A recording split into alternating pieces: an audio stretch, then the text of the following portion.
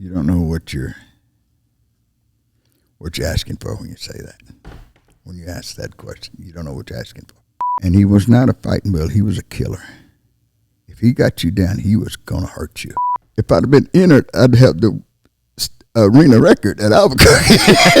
He said, well, your neck's broke, so we're going to need to do something with it. And I said, no, just give me a brace. I'm going home.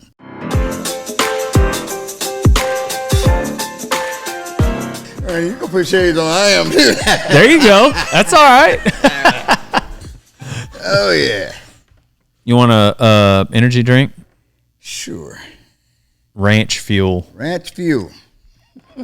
Tell me something about this Ranch Fuel. It's a major sponsor of something I've seen here lately. They sponsor. Well, the biggest thing they sponsor is Dale Brisby. Yeah.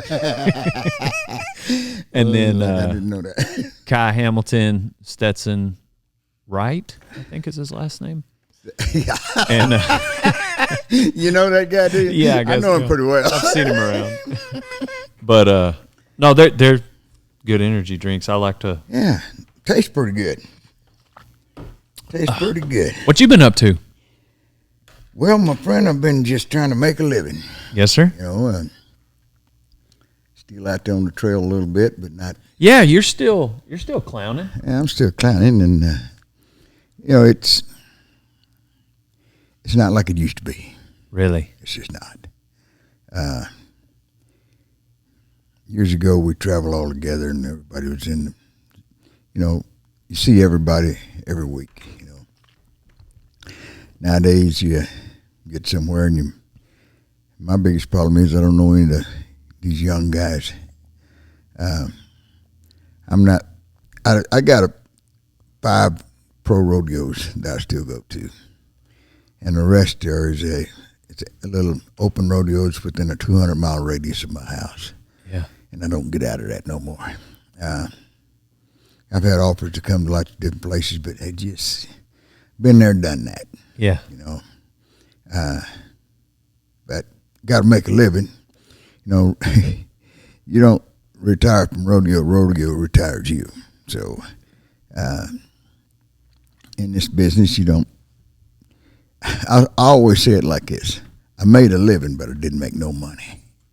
Yeah, that's the way rodeo is. What is it? If you break even, it's a free vacation. Yeah, that's exactly right. Larry Mahan said one time in an interview I listened to. He said, "You know, I started off rodeoing with $100 bill. And if I ever get that 100 back, I'm gonna quit." So, about the same thing, but you know, I'm gonna tell you like this: nobody in the world can live the life that I've lived in the time frame that I've lived it and have more fun. Yeah, believe me. God's got to be a very forgiving God because I tested him. I tested him a lot, but how'd you get started? How'd I get started? I started riding bulls when I was 10 years old, little Britches rodeos. My dad took us to a little rodeo, and I won the barrack riding. My brother won the bull riding, and I won the barrack. I won second in the bull riding, second or third in the bull riding, and I won the all around, and that's where it all got started. Of course, my mother, she didn't quite like that very much. Which events? Bull riding? Bull riding and barrack riding. You started with the bareback riding. Yeah, started with barrack riding. Dang. Yeah, but they were little shetlands, man. Right. You know, but I'm gonna tell you like this: when we were kids, my granddad had a 1,500-acre place up there in the hill country, and he had when he died, he was 72 years old, and he had probably 36 head of horses on the place, and he rode every one of them, trained them all, and every summer all the boys would go to the ranch. All my cousins and everybody would go to the ranch, and because we had Angora goats together, cattle to work, and horses to ride. And he had a bunch of colts, and I was the littlest of the herd. I'll explain that. my first cousin is Eugene Upshaw, head of the Player Association of the NFL. Played for the Oakland Raiders, won the Super Bowl. His brother Marvin played for the Kansas City Chiefs. Reagan Upshaw played for the Oakland Raiders again. I mean, I got kinfolk all over the NFL. Had them there, but they done got old and left now. But I was the littlest of the herd, so I had to ride all the colts. So I learned to ride bucking horses at a very young age. But you were, I mean, thinking about it, you were probably like a normal sized guy. They were just all like huge, large men. Yeah, huge. They were. I was just, like I said, I was the littlest of the herd, and I didn't start growing until I was probably 12 years old. Finally started growing up, but back then if you had a coat, my granddad would snub him up, throw me up on it, and said ride him a while, and before long he'd throw me the rope, and we'd go down through the pasture with him. But it was a little. I learned to ride bucking horses pretty early. You enjoy it? I mean, if you were entering rodeos, you had to. Yeah, I tell you like this. We always raised a bunch of roping horses, and we trained roping horses. And my granddad, we trained a lot of horses. My great granddad even trained oxen for road teams when they was making roads with mule teams in Fresno's, and he trained all them. And so we've been in the training business a long, long time. But I loved it because I was too young to not love it. Mm-hmm. To know any better. Yeah, my granddad was my biggest hero.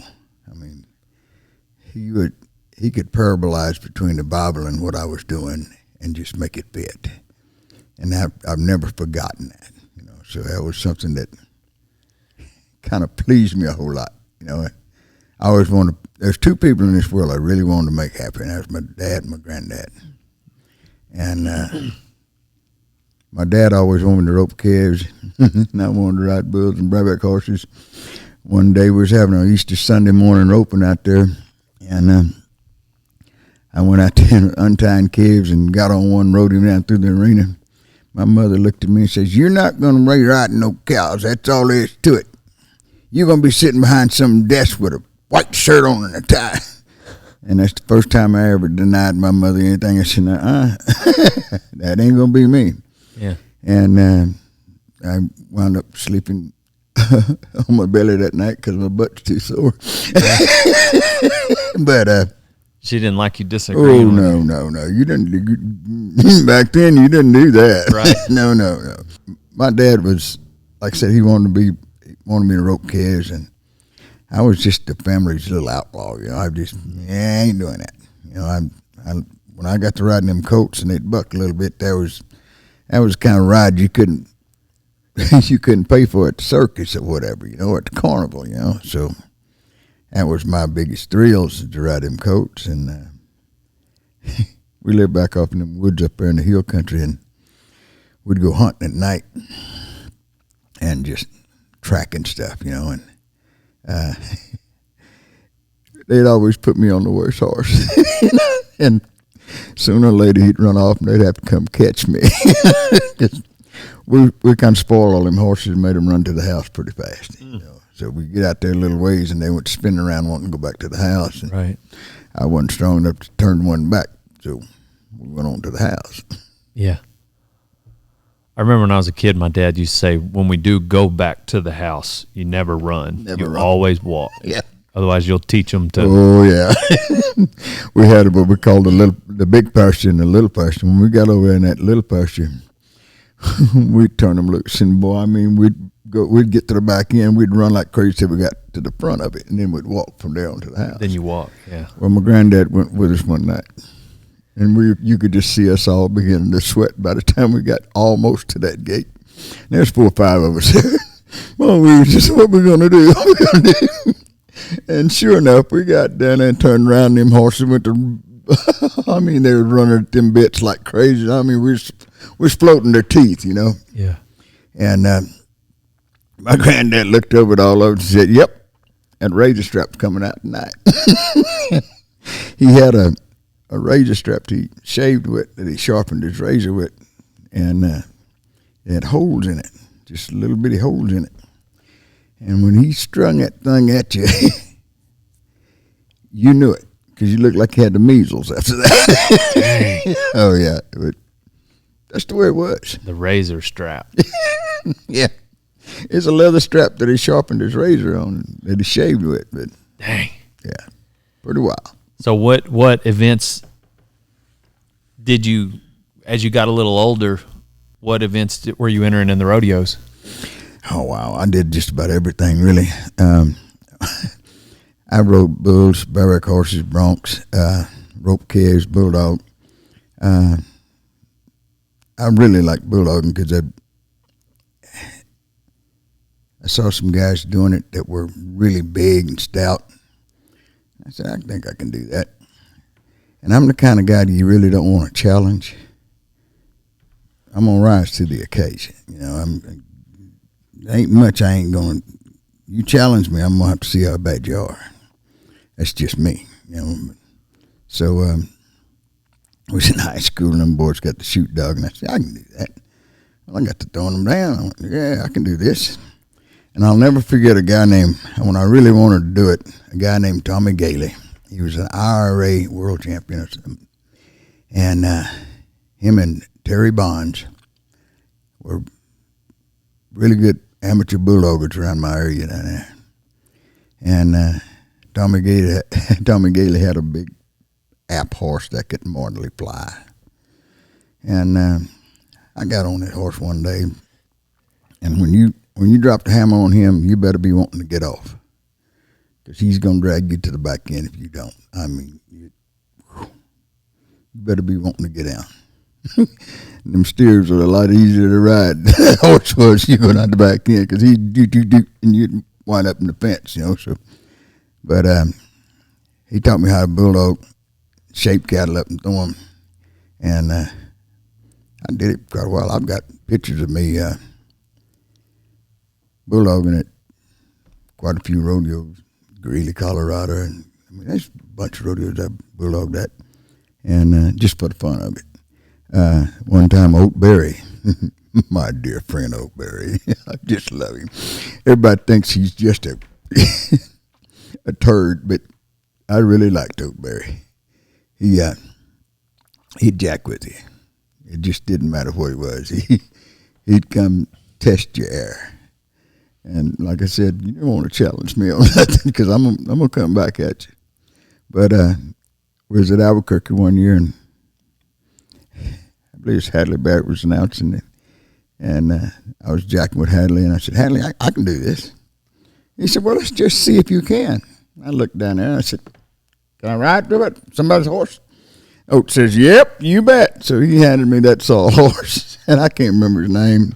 I backed him in that box, and when you go to bulldogging, the hazer can chop one off on you. I mean, when he does that and that steer sets up, he sets him up just right, and he can pop him up and hit you right in the mouth with the horn. Well, I had bailed down. I was crawling off when I left the box. I'll never forget this as long as I live. And I felt Oak chop him off, and I caught him right here and throwed him. And if I'd have been entered, I'd have the arena record at Albuquerque. And I got up and I looked at Oakberry, and I back in the arena and went, I owe you one, buddy. I owe you one. So he knew I knew what he did, you know. So after that, I bulldogged on a horse, Yellow Dog of not Houston Daddy, Houston Power's dad. God, I can't even call his name right now. But he had that yellow horse called Yellow Dog, and Steve Duhan, all of them was riding that horse. And the funniest thing I ever seen in my life is Duhan didn't get off at Albuquerque one year. And when you got to the back end, that horse was running probably 80 miles an hour. He could mortally fly. And he would not shut down. because you were still on him. And he crawled down there on him and got back to the middle of him. He looked up and he was about 20 foot from the bucket chutes. And that yellow dog was doing this. And I mean, it was all over for Dude. He was plastered against them bucket chutes. Oh, it was hilarious. And that one thing scared me really, really bad on that horse. I went, I don't know if I want to ride that horse. But at San Angelo one year, again, I was jacking with Hadley. I said, I can do this. Well, he calls me out on everything. Like I said, you call me out, I'm going to have to try you. So I looked down there and I saw was a yellow dog. And Jimmy Powers was standing there with, come on, get on him. And he knew I was scared of that horse. Oh, God. I went, oh, man, I done bit off more than I can chew right now. I meant on any horse but that one. I wanted anything but that horse. Jimmy rides right up there and had, oh, God. So I crawled on him. Boy, when I nodded my head, old yellow dog left that hole. And Jimmy Power said, when you got to him, I was sure glad to see that tennis shoe come over the top of that saddle. I said, I was too, man. Man, that was a horse I did not like. I rode him 2 or 3 times. I rode Roy Duval's horse, Peanuts, at Fort Madison, Iowa one time. And I rode him at Sydney, and Houlihan won and broke my neck on him. Oh, dang. Yeah, I mean, they heard something pop, and that steer's horn popped, so did my neck. Dang. Next morning, I didn't think nothing of it that night. Kind of got a little stiff. Next morning, I couldn't get out of my trailer to go to the rodeo. Dang. And they had to come knock on the door, and I went, come in. I couldn't say nothing, didn't do nothing, but they finally come in and got me. And took me to the doctor. They said, well, your neck's broke, so we're going to need to do something with it. And I said, no, just give me a brace. I'm going home. Yeah. So that's what we did. At what point did you start fighting bulls? I started fighting bulls in 1969. Wow. Little britches rodeos and stuff like that, just not knowing what I was doing or anything, and just playing. Mostly cowboy protection? Well, yeah, but There wasn't no freestyles back then. No, not freestyle, but Yeah. but back then, most every bull that was out there was going to have a little hook to him. Mm. They called that the fear factor. Is that because that's all they had to go on as far as like what could potentially be a bucking bull? Well, let me tell you like this. Most bulls that went to the sale barn were because they went to the sale barn because they were way too hard to handle for farmers and ranchers. Mm. I mean, I'm going to get rid of that son. Well, they take them to the sale barn, and these stock contractors were looking for them, and they were a lot cheaper because nobody wanted them. Mm. So they take him bulls, and they've got them put a flank on him. And you put a flank on a bull, it slows him down by 1/3. So you put a flank on him, boy, he may buck and may not. You didn't have a whole lot in him, so you could right and packer him out, But they'd get some of them bulls, and they'd put a flank on him and get somebody on him. He'd turn back right there and they go, oh, yeah, we're going to keep him. But he would most generally fight like a one-eyed lion, but that's where we got started. You can ask Skipper Boss when Sloan Williams was going, they used to have an alley. And but all the guys was in there cutting the bulls left and right, and Sloan Williams had a rodeo company. And whoever got up on the fence had to buy the beer. There wasn't nothing in Sloan Williams' pen that wouldn't look at you. I mean, they would hook the white off rice, buddy. They would hook you. And but that's where most of them fighting bulls or bucking bulls came from. Is they were bulls that nobody really wanted. And then they got to raising some that would like a better deal. And okay, I kind of like that one. And but most generally, they was all just bulls that were just. We went to a ranch and down there in South Texas with the Steiner Rodeo Company this lady down there had a bunch of bulls. And we went down there to gather them up, and there was probably 200 head of bulls in there. And this lady walked up to Bobby Steiner. I'll never forget this long as I live. She said, they're $12.50 in round, and you got to take 25. And rode off. I just kind of looked at Bobby and went, okay. Andy Carey was there. Me and Andy Carey and Bobby and a couple other guys. And when she rode off, we went to go riding through there and pick up and cut out some bulls.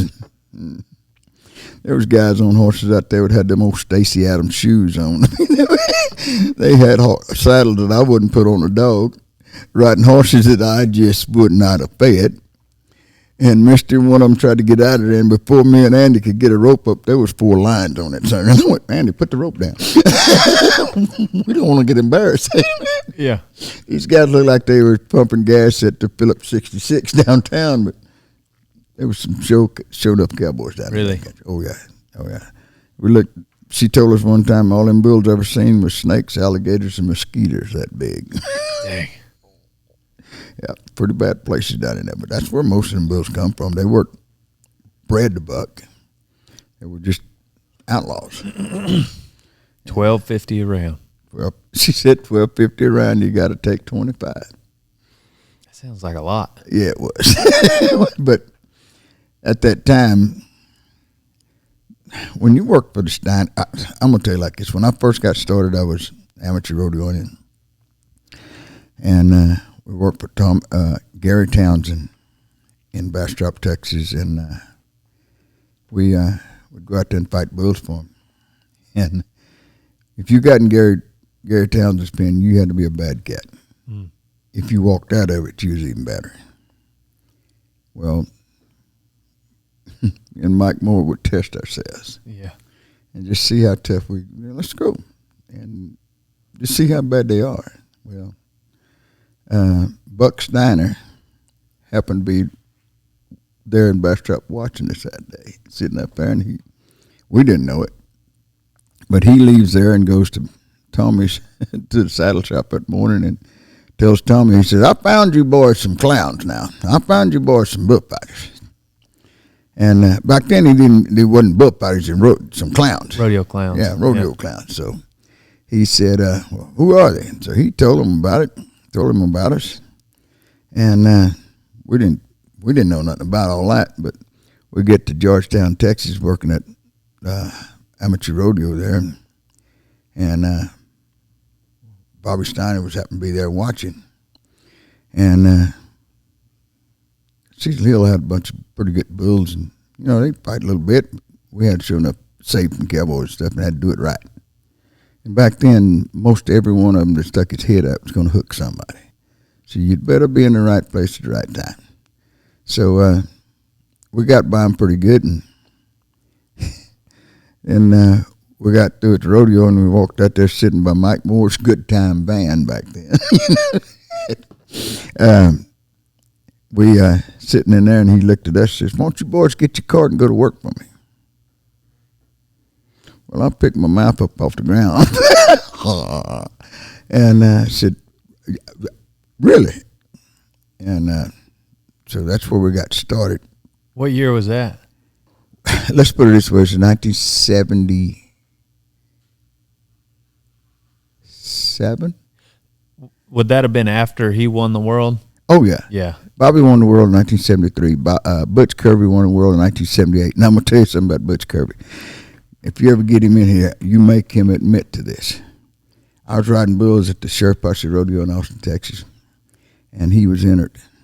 And he was out the day or so before I was. And he had left. And him and Bobby Steiner are best friends. So he calls up Bobby after the rodeo's over, and he said, hey, man, how'd that place there? He said, man, there was a black kid who wore a big grizzly gray hat, spanked that T11. He said, do what? He said, yeah, he won it. You won second. And I've never let him live that down. Yeah, but how about some of that? But, yeah, that was a long time ago. But I didn't know the Bulls back then. You just get on the road the best you could, and it's a lot of fun. How many years did you fight for Steiners? They stopped in 83, 82. They sold out in 82. But Tommy and Bobby Steiner thought a lot of me, and they actually included me in the contract. Mm. When they sold? When they sold out, they included me in the contract that James Harper had to use me for at least 1 year. Mm. And I thought that was a really great deal. I never had a shot to be a part of it, yes or no, I want to do it or not. It was just done. So, I didn't. Bobby Steiner looked at me one day. I said, man, you selling out? He said, well, yeah. He said, well, you're the only guy that I felt like couldn't take it, that we were going to quit. Oh, he didn't want to tell you? He didn't want to tell me. Mm. He said, because you were so into it. Dang. Yeah. So I've always respected Bobby and the Steiner Rodeo Company for that. But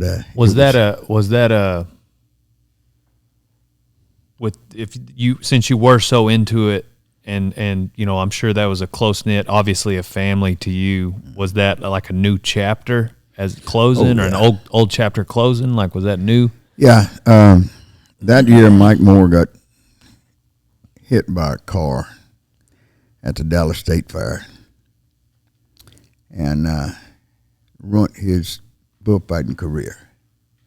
And he never really came back from that. He could fight bulls, pretty good after that, but not as good as he was before that wreck. And when you get hit like he did, drunk driver hit him running 60 miles an hour standing on the sidewalk. He was standing there? We just left the bar at Dallas, left the speakeasy at Dallas, and he went one way and I went the other. Me and my wife got in the car, and he went one way, and this girl come out of nowhere and hit the curb, the little grass area, and then hit him standing on the sidewalk.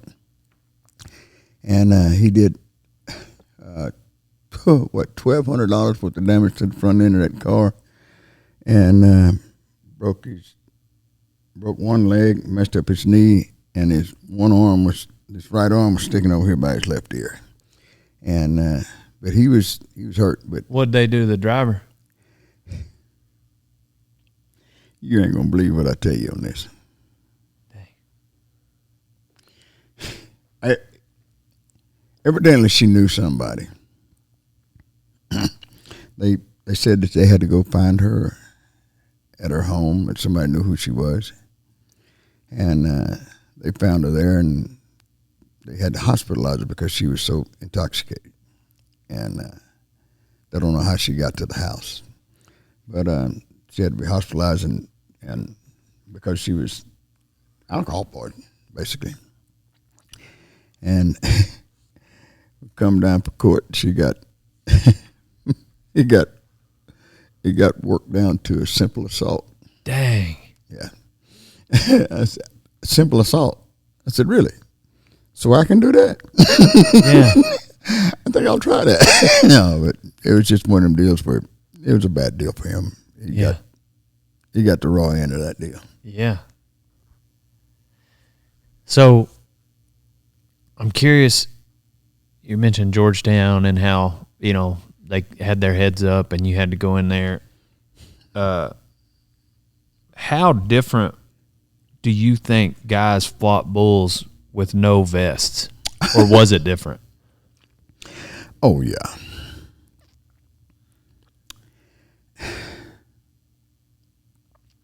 Okay. The guys nowadays have had a lot of experience, training. They work out. They're athletes. They're tuned into their business, and they know that the better athlete, conditioned athlete that they are, the better they can be for the bull riders.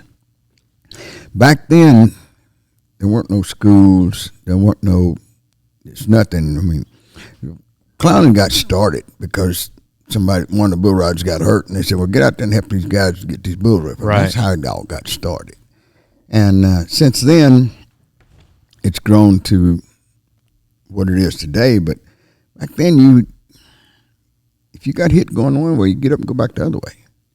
And if you couldn't do it, get out of business. You had to be tough. I mean, you just had to be just rock solid tough. And that was tough to be. That was really tough to be.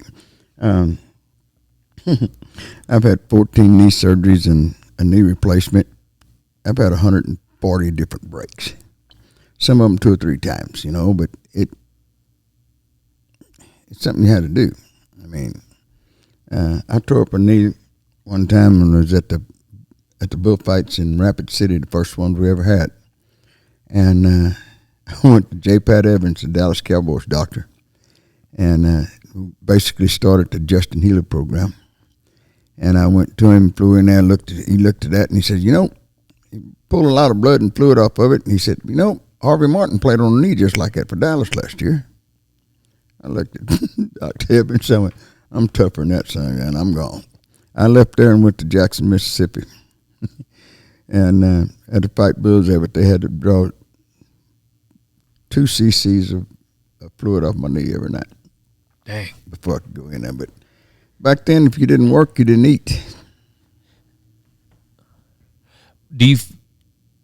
You know how I got started? I'm going to tell you a gospel truth. Yeah. My little girl wanted a tricycle. She wanted to try what? Wanted a tricycle. Oh. And I was blowing insulation in houses and didn't have enough money to buy her a tricycle. So I knew if I could fight bulls, I could buy her a tricycle. She ain't got that tricycle yet. She outgrew it before I could buy it. Yeah. But she got to go to a lot of rodeos. Oh, yeah. Got to go to a lot. When did, what year was it that y'all started really competing in freestyle bullfights?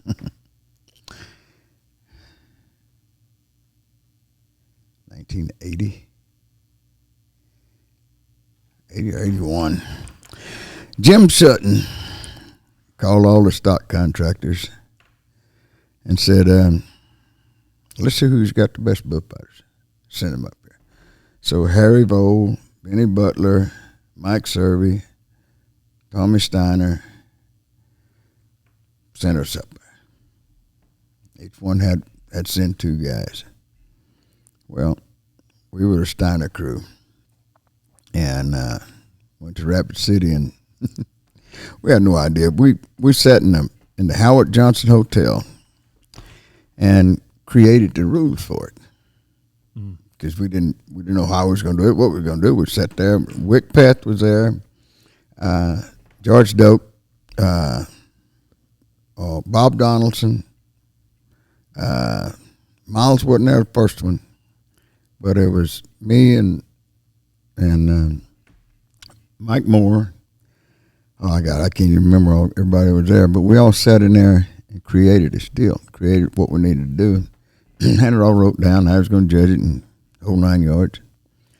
And so we went out there and going to draw bulls. Well, we drew bulls to fight, and 1, 2, 3, 4, and just run them in and shoot, and didn't know much about any of them. But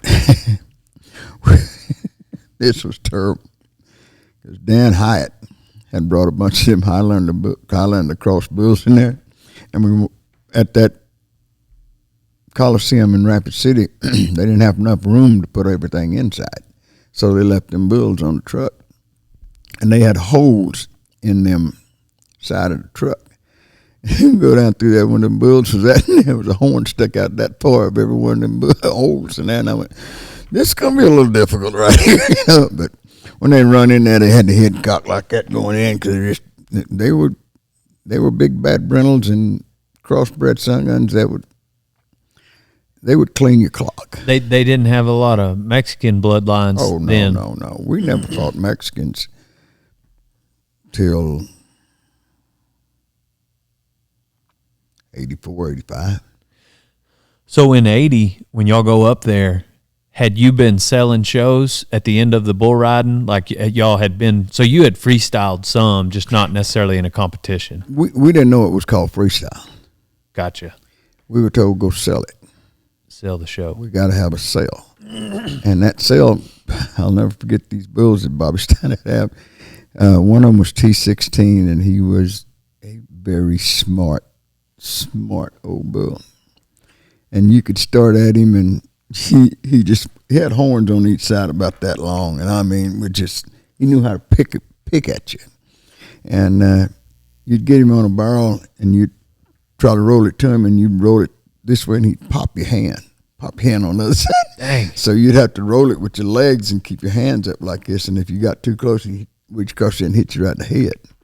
So he was a little dangerous, but we got to where we could double team him and get by him. But he got so smart. I'll never forget this. He got so smart that whoever went in there first, he'd go bam and wait on the next one to come back the other way. Step out there and go, oh, you coming this way? And I mean, wipe you out. But that's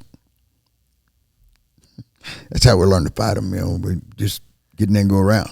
Mm-hmm. There was no that's how you sell it. And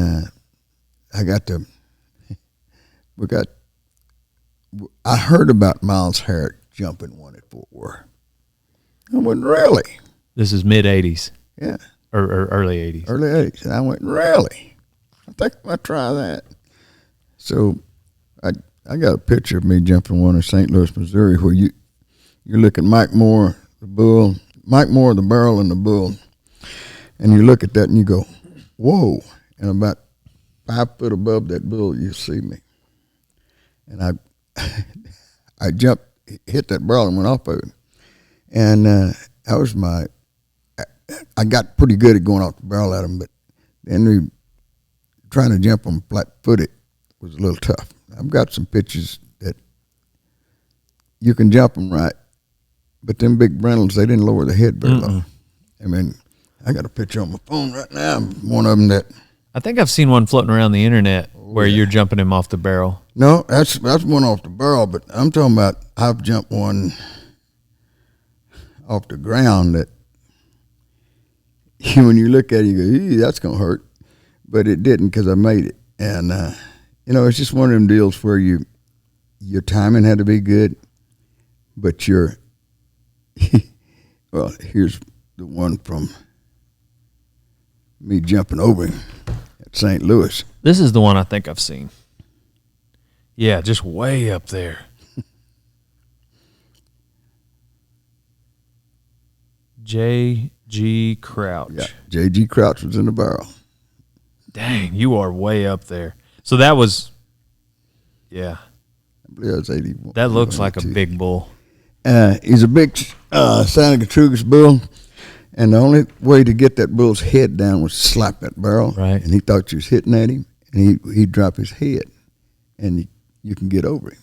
So Mike slapped that barrel for you right before you. Right before I get there, he slaps that barrel, and that bull drops his head, but he can only drop it about that far. Mm-hmm. And if your timing wasn't right, well, it looks like you had plenty of clearance. Yeah, yeah. I had some leapers back then, but it's one of them deals. But it can. I can show you one here that I had jumping over the. I mean, it was. One of them. Did I really do that? But back then it was selling rodeos. I mean, you had to. And the only people that really saw it, because there wasn't no internet, it'd be whoever was there. Oh, no. And it was Skipper Boss was the originator of all the stuff that most bullfighters do today. And I would drive. I was still in the Army, and drive 300 miles just to watch these guys work, just to see what they were doing. And because they didn't know me, and there weren't no schools back then. No skipper. I didn't know how to get in skipper school, and so I was doing everything I could to learn, because there weren't no schools. But I'd go so many places it was unreal, to try to figure out, how do I get over this bull? How do I do this? How do I do that? But I was determined to learn how to get around them. And back then, you had to be just fast enough to make the corner. We didn't know nothing about setting bulls up to do it, or faking them into stuff. It was just, you had to have the speed to get around them. Just make the rounds. And if you didn't have that speed, you better wait on him long enough to let him get to you and then leave. Because, see, a bull can't change directions really well. He's going to come to you in one lead or the other. Okay, he's going to be in his left lead or his right lead. Just like a horse. Just like a horse.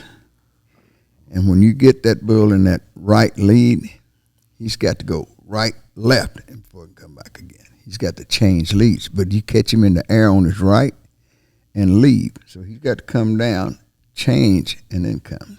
Mm.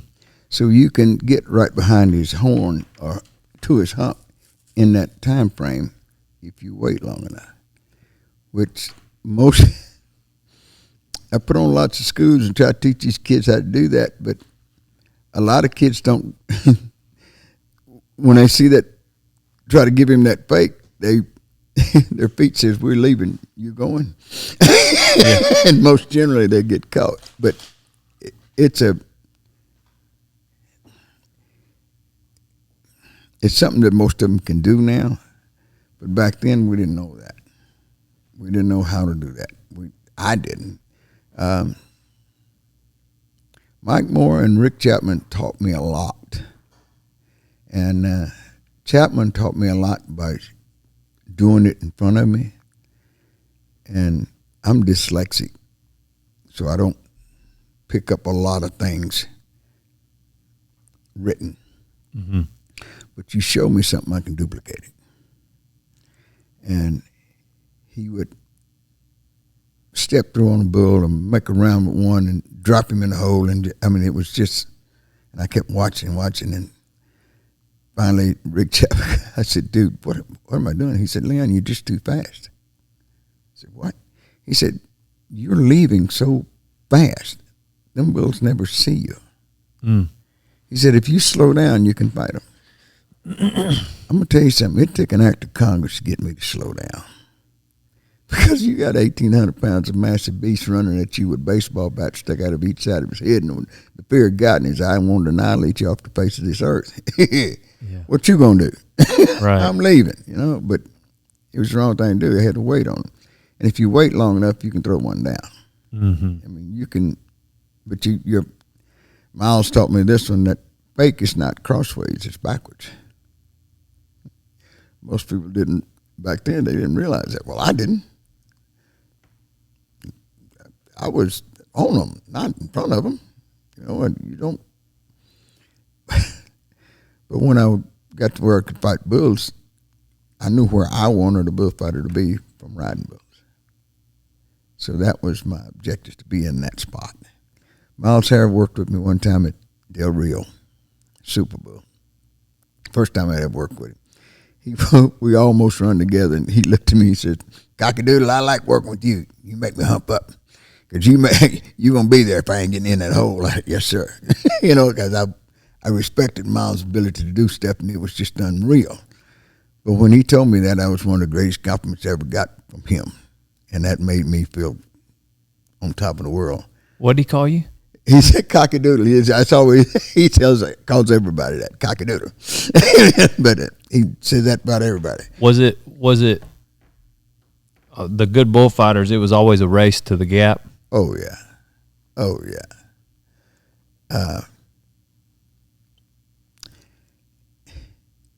The first time I ever worked with Rick Chapman was at Denver, Colorado. And we ran together chest to chest and rolled through and never touched each other and made the save. And that's when I knew I could work with Rick Chapman. He had a lot more bull savvy than I did at that time because I had no formal training on it at all. Nobody taught me anything. I had to learn it.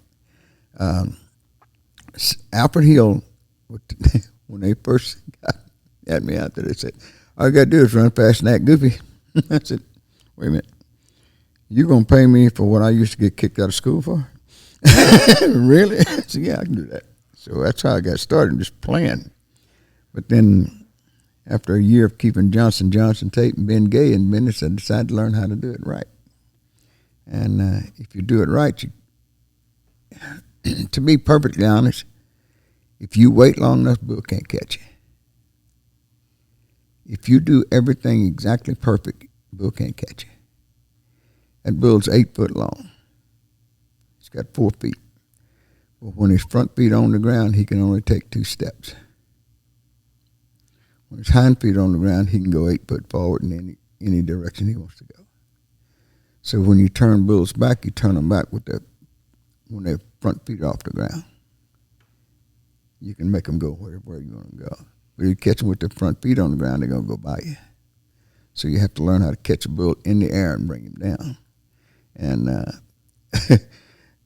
but when I learned that, Bobby Steiner had me turning back so many bulls is unreal, because that little trick is what you can turn bulls back on. Because all y'all you had to turn everybody. Oh, yeah. That's what you guys were hired for, right? Yeah. We had to make them buck like crazy, but you couldn't do it at the finals. So we had to make, like the herd that Bobby would send to the finals, we'd buck them at the ranch, and I had to make sure I caught all of them so that they knew when they got there to be looking for me. They knew when I bail out of here, he's going to be somewhere out here. And I watched a dog one time get underneath the bull and bark at him, and he just dropped his head and come around. He just right there, and he just got spinning. I went, okay. And I'd get out on my hands and knees out there in front of one and let him get from me to you and just bark at him and take off right back to him. And I mean, he would lick it. I mean, kick over his head and jump back where he just come from. Did most of them you waited out in the middle and then bring them back, or did you sneak out there from the side? It depends on, okay. Bobby Steiner is probably one of the best in the world at picking bulls. The best I've ever seen, and I've seen a lot. A bull is either right lead or left lead. He's right-handed or left-handed. And you got to put them bulls in the right position to be successful. Okay? That means if that bull's standing out there in his right lead, if you put him out of the left-hand delivery, he's going to go out there and then come back to the right. He's going to come around the end of the gate. But now if he's left-leaded and left gate, left delivery, he's going to spin right there in the latch. You can, if he doesn't spin right there in the latch, you can catch him 2 jumps out and break him back, because that's his dominant lead. But you got to know that. I would sit down and watch them bulls and them pins and learn how to turn that bull back, because they'll always stand in their dominant lead when they're standing perfectly still. Mm. When they lay down, they'll just lay down in that dominant lead. Dang. They won't lay down the other way. Dang. Not many people know all of that. Yeah, that's the first time I've heard that. You got bulls out here, I can take that and tell you. Butch Kirby scared me. I mean, I scared him so many times. He said, how'd you know that? I said, well, he lays down in the right lead. I can look at them bulls, it's going to turn back to left, it's going to turn back to right. I said, he's going to do it 2 jumps out. I said, this bull right here, he's a jerk down artist. He looked at me and, how do you know that? I Because his front feet's too close together. I said, what do you mean? I said, he can't hit over here and go. He's got to hit here and then go. So when he drops here, it's going to do this to you, and then he's leaving. Well, if you're coming straight back up, he's going to meet you. And you have to look at bulls at stadium. And I became a professor at watching them and looking at them and analyzing them.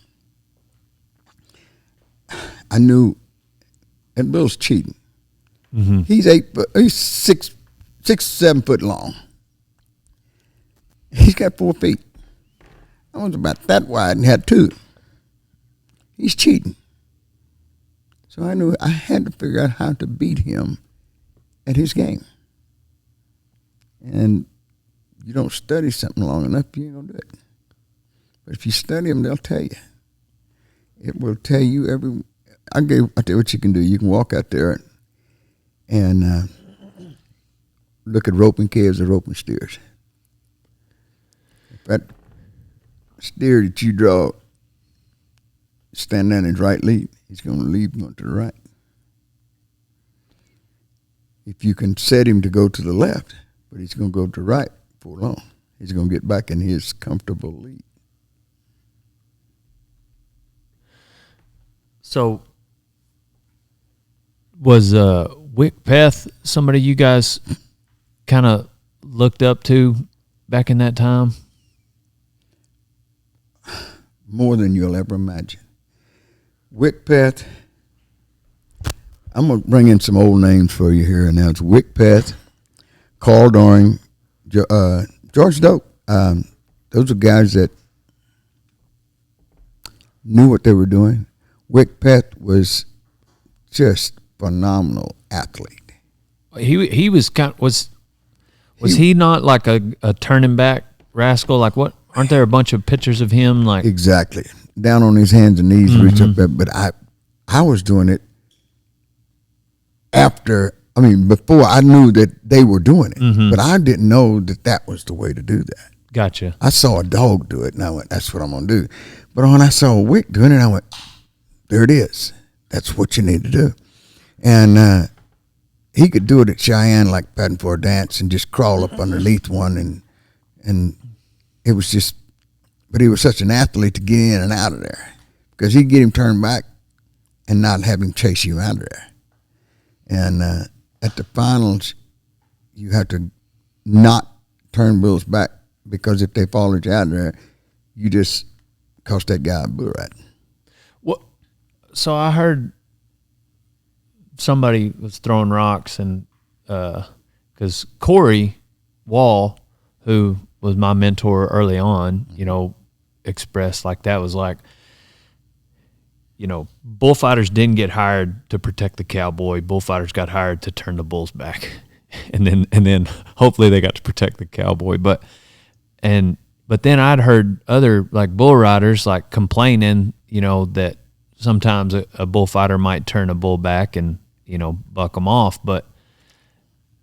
And so like there was I guess what you're saying, I thought maybe that was newer tension, like later on, but like that's always been a thing. Bull riders getting mad that a bull got turned back. Okay, I'm going to tell you just like this. Bull riders vote on you to go to the finals. Mm-hmm. Okay? Stock contractors pay your bills. That guy wants that bull to turn back. Okay? They don't want him turned back 5 jumps out there. They want him turned back right here. Mm-hmm. Now, if you see a bull go by you, this guy may get a rewrite because this bull just going out through there. Now, if you run out there and get underneath that son gun then and buck him off. At his 6th jump. Yeah. Right. I've seen a lot of bull riders go, "Hey, come here, buddy. Let me talk to you about this," and be mad about it. Right. I learned early on, if he goes by me, leave him alone. Leave him alone. Leave him alone. If I can get him right here, I'm going to get him.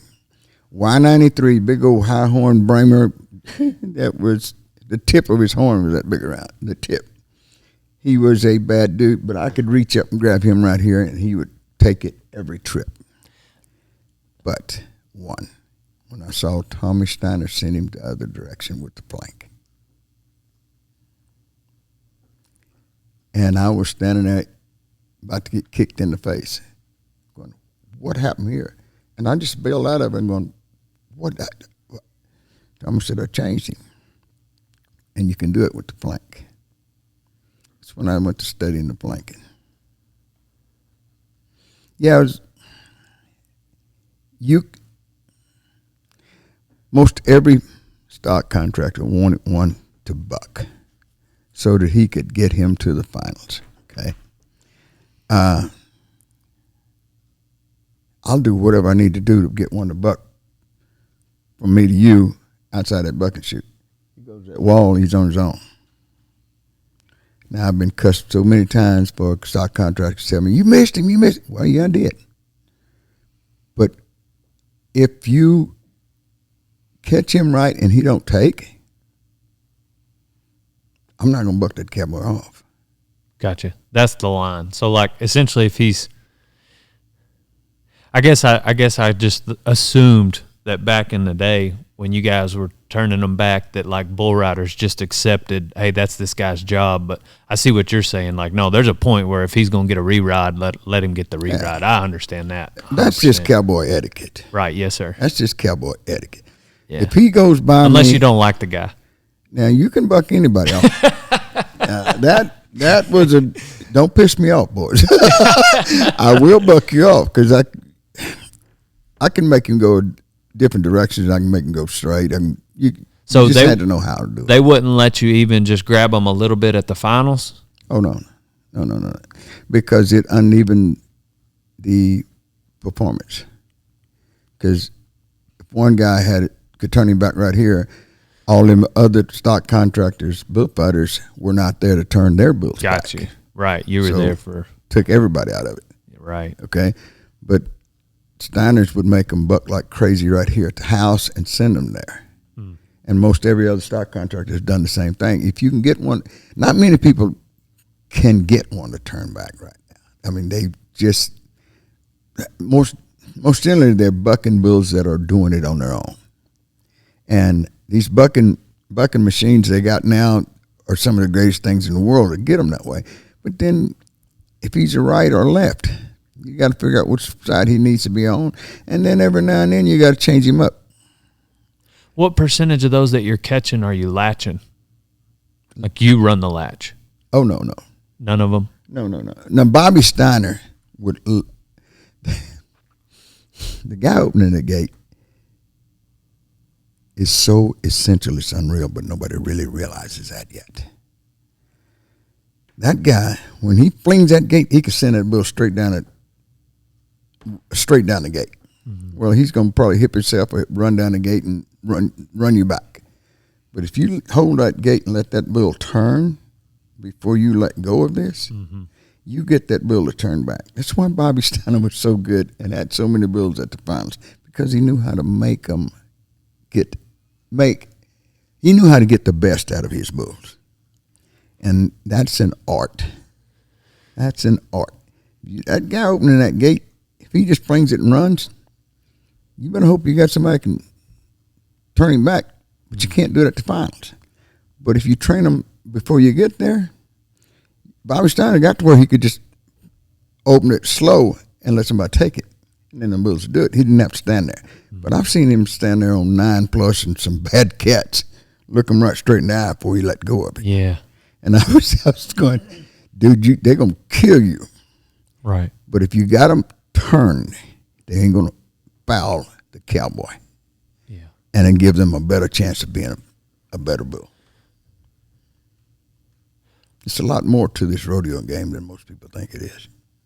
Yeah. But so I guess it would be an instance where it's not the guy owning them running the latch. Like sometimes it might be that's when maybe they might ask a bullfighter to step in there. Right. But if Bobby's out there, then obviously he's gonna he knows how to run that latch where if he needed to step in, he could. They were doing that before I went to work for him. Mm-hmm. When I went to work for him, it relieved a lot of pressure on him because I could get out there and do that. Yeah. When we buck bulls, my dad would always run the latch at our rodeos too. And he knew how to open that gate. That's a very essential part of starting the bull ride. Yes, sir. You got to get them to do this. Now, when they first turn, the clock starts. Okay? If you're going down the bucket chute and turn out, when the gate's all the way open, he's all the way down at that end, jumps out, he's going to jump way out there. Now you got that clock starting right here. Mm-hmm. There's a whole lot more to this than most people know about. So after Jim put on that bullfight, how quickly did freestyle bullfights pick up after that first one in Rapid City? Immediately. Because it was, Dan Hyatt had some one-eyed lions.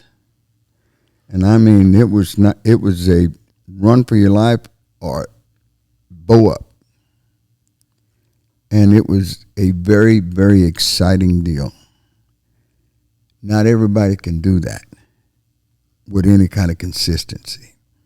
But it was such a enormous shock for people to see four guys go out there and deliberately put themselves in front of bulls and try to outmaneuver one.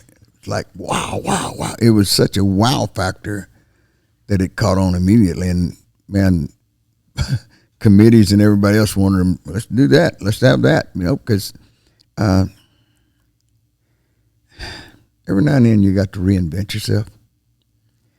And that was a reinvention for rodeo that helped rodeo a lot. There's been a few reinventions of rodeo from the contestant side. That was Jim Sharp, Tuff Hedeman, Joe Beaver, Fred Whitfield, Cody O. Then there was Ed Bowers. They changed the rodeo scene. Dale Brisby. Dale Brisby. Stetson Wright. The Wrights have changed the rodeo industry. What point did Wrangler come on board? Wrangler came on board on 82, 83. Pretty quick as far as like the bullfights. And we went out and got them, what was his name? Brillo. God, I can't. I'll remember. Yeah, frizzy, curly hair. David Allen. Came to somebody introduced us to him, and we all got him together and said, look, this is what we'd like to be our sponsor for this, because we want to do a standalone deal. We didn't. And they came in, and the PRCA was kind of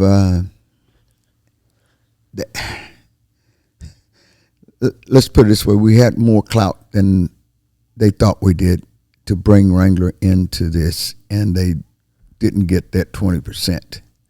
The RCA, PRCA, yeah, RCA. Then. PRCA, yeah. Reminds me that my first card was a RCA card. Dang. Yeah, and then it changed to PRCA. But I'm a member of the old crew. Yeah. What was it? Turtles, and the RCA, and then the PRCA. Yeah. I wasn't a member of the Turtles. Yeah. But I remember the RCA for years. So so you guys brought Wrangler on, and then how quickly after Rapid did it go to the finals? The second year. Oh, wow. Yeah.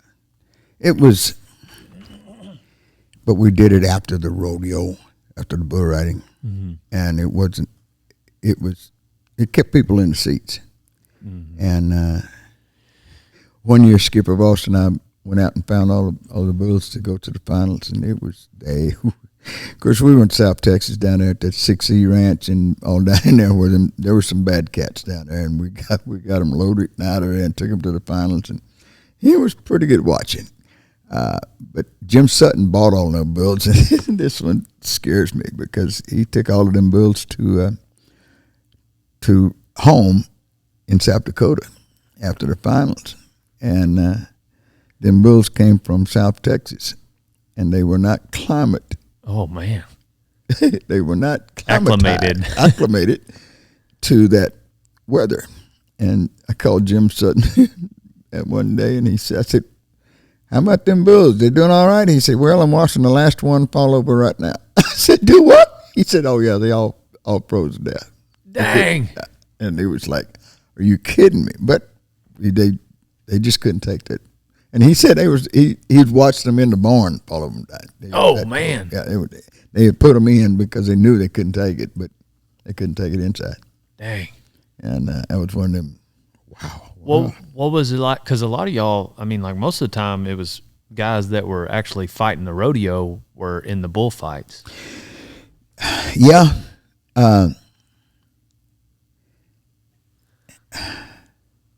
If you had the rodeo, the stock contractor didn't have to get you there. And that's when we started the Wrangler program, and you had to have 4 guys at each one and enough fighting bulls. That was, how should I say, a challenging deal because we had to have at least 10 to 12 good fighting bulls. That's a little hard to haul. Right. One is tough, but when you got 12 of them, you really don't know what they're going to do, how they're going to do it. And my biggest fear was one of them getting out. And I knew that one day that was going to be a factor. Mm-hmm. And if somebody got hurt out there, it's kind of like race car driving. People don't want to see it. They don't want to see a wreck, but they're sure looking for it. You know what I mean? They hate to see a wreck, but they'll watch it. Yeah, watching for it. They hope there's not one, but they're not going to miss it. And if you get caught by one of them, they're going to bring you up there and they're going to they're going to work on you. They don't want to see you die, but they want to. Neil Gay told me one time, he said, "Son, I don't want to see you get hurt, but I do want to see them close calls." That's it. You got it, Neil. And that was I really loved Neil for telling me that. And that was a really cool deal for him to tell me that one time. We was at Grand Prairie, Texas. And he said, I thought Bruce for me. He walked up to me and said, "You done a pretty good job." I went, "Really? You actually said that?" He said, "Let me tell you something, son. I don't want to see you get hurt, but I do want to see them close calls." He said, "That sells tickets." You got it, boss. Did you ever have them both on the same night? Oh yeah, fighting the rodeo, 15 head, and then fight freestyle some. Jerry Dornkamp worked with Mike Servian. When I was in the bullfight, after the bull riding, I had to change emotionally. Because when I'm in there protecting cowboys, I'm giving everything I got to get to the right spot. But when it comes to bullfighting, you had to change paces. Now I got to beat him and continually beat him. I not beat him once and drag him away. For the cowboy, I got to put me in there and drive with him. That's 2 different faces. Jerry Dornkamp, they used to run. He said he used to run to get on the bucket chute to watch me do that transformation. Because I'd go out there and I'd just get real quiet and I'd get a deep seat in the far-away look in my eye. "Okay, boys, let him have me." It was, I went from protector to aggressor. And that's a mental change that you got to make right after you just fought a bull, save one. A few guys got to where they didn't want to fight bulls at the rodeo because they'd be wore out before the bullfight starts. And that was just warming me up. Really? Because that's when I knew what I had to do. I was ready to go do it. I just had to see what was happening in front of me. Was there ever like bulls bad enough that like as you're fighting the rodeo, you're already thinking about that night? Like they just get in your head? Oh, yeah. Crooked nose. I never got caught by crooked nose. Oh, of Benny's? No, of Harry Bowles. Crooked nose was the best fighting bull that I'd ever seen because he wasn't a killer. He was a legitimate fighting bull. He didn't cheat you. He beat you. He didn't play no games. He meant business. He was going to beat you. He didn't cheat you. His face was crooked and he had one horn.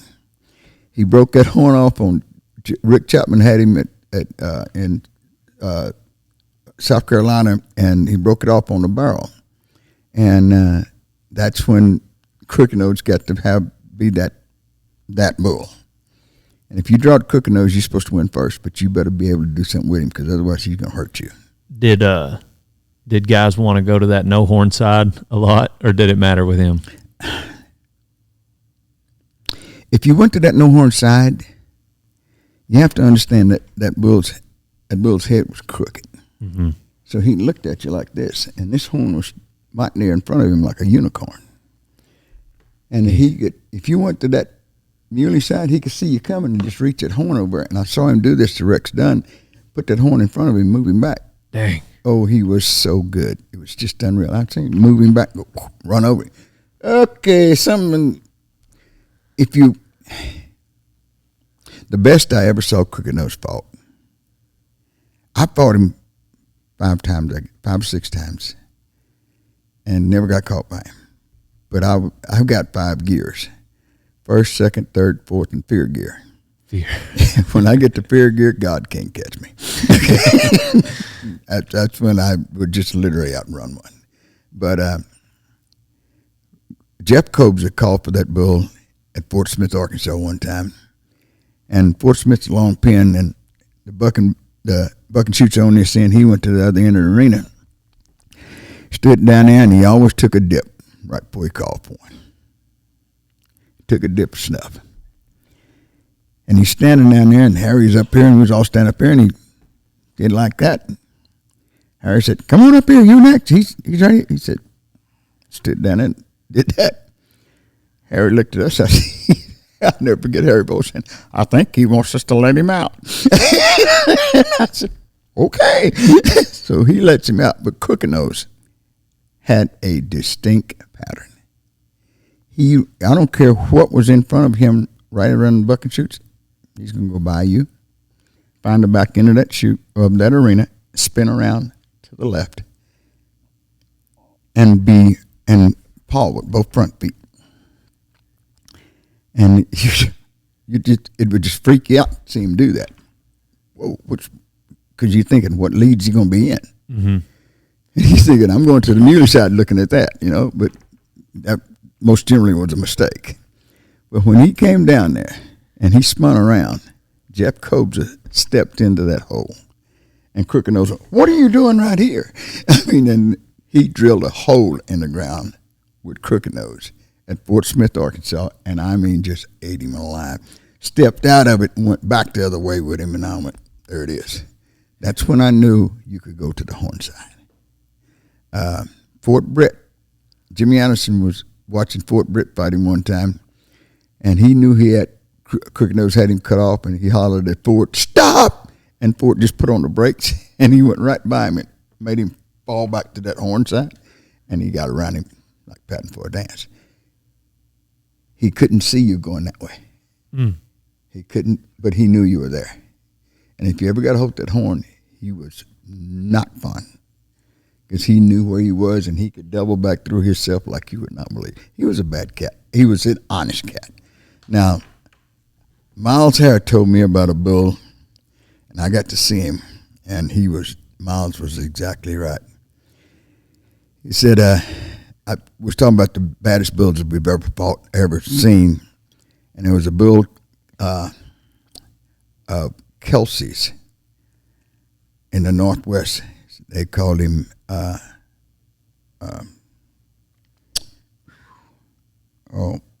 Gentleman Jim of Kelsey's. Gentleman Jim.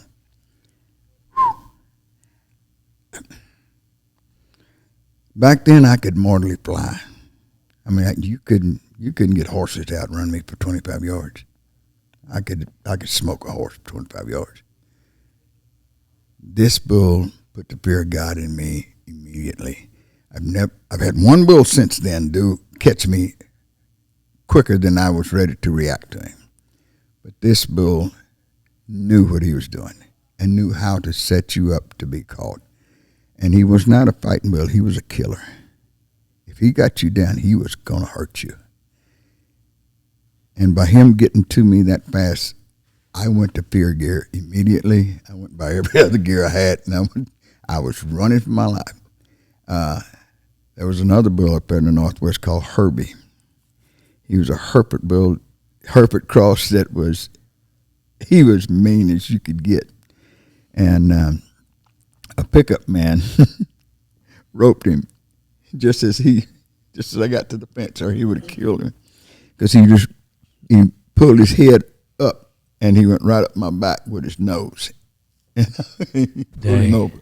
And Kenny Clayball saved my life that night. And I'll tell the world he did it, because he pulled him right over the top of me, because he was fixing to kill me on that fence right there. At what point or why did they do away with the Wrangler bullfights?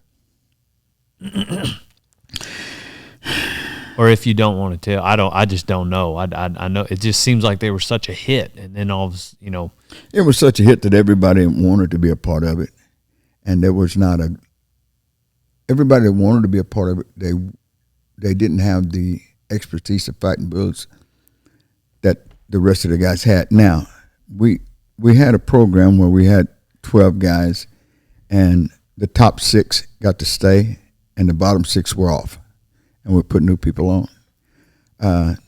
There's a lot of guys that new 6 coming on would be mad. I mean, the guys behind them would be mad because they couldn't get back here. They couldn't be in that top 12. And it was a very elite group, very, very elite group. And we prided ourselves on that, on the ability to do our jobs, promote the sport, and ambassadors to it.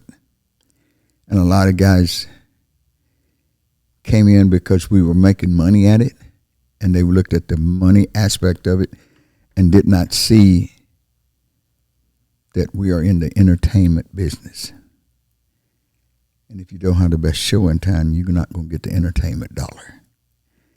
And it was about them and not the big picture. And that's when the Wrangler program got liquidated, and lots of guys came in that you could put one on just everywhere and call it a Wrangler bullfight, and it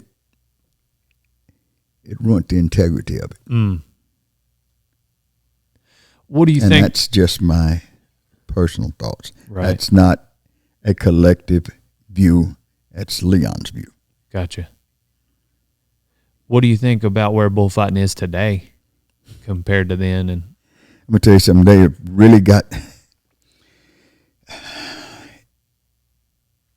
If the guys that came in to the Wrangler bullfight when it was the Wrangler bullfights, if those guys of today had come in there, we'd have had to let them. There was no way we could keep these guys out because they are just that talented.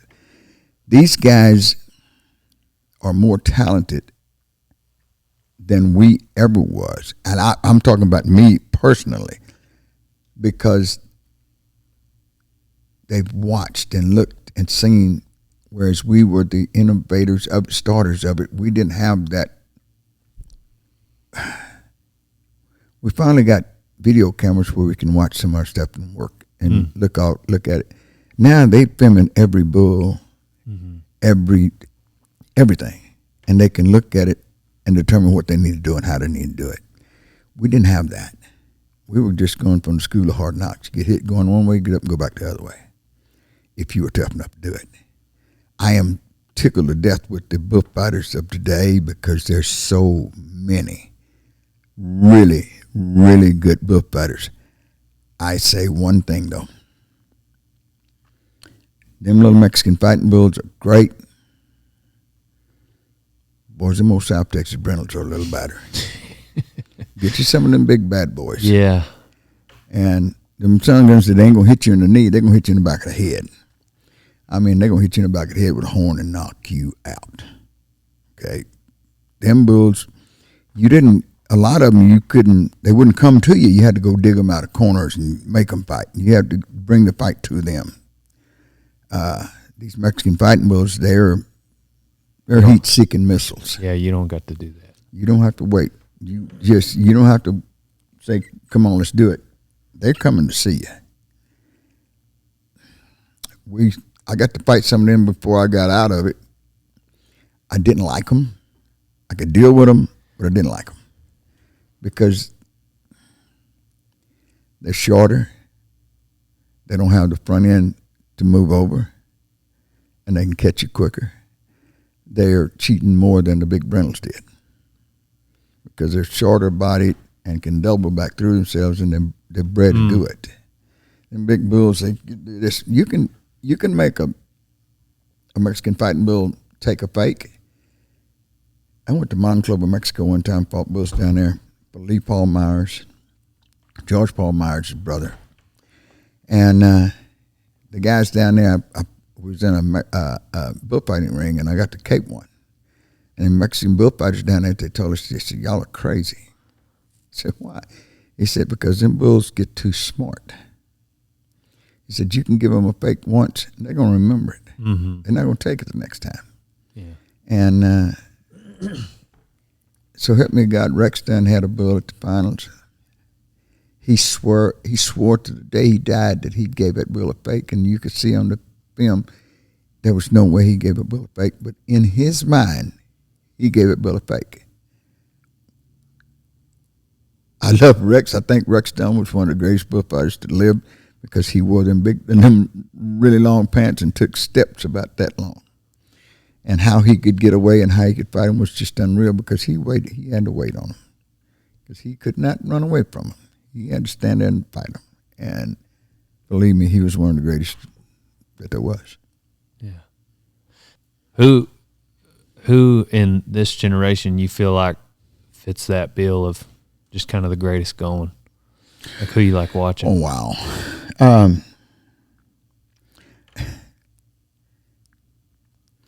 Dusty and Webb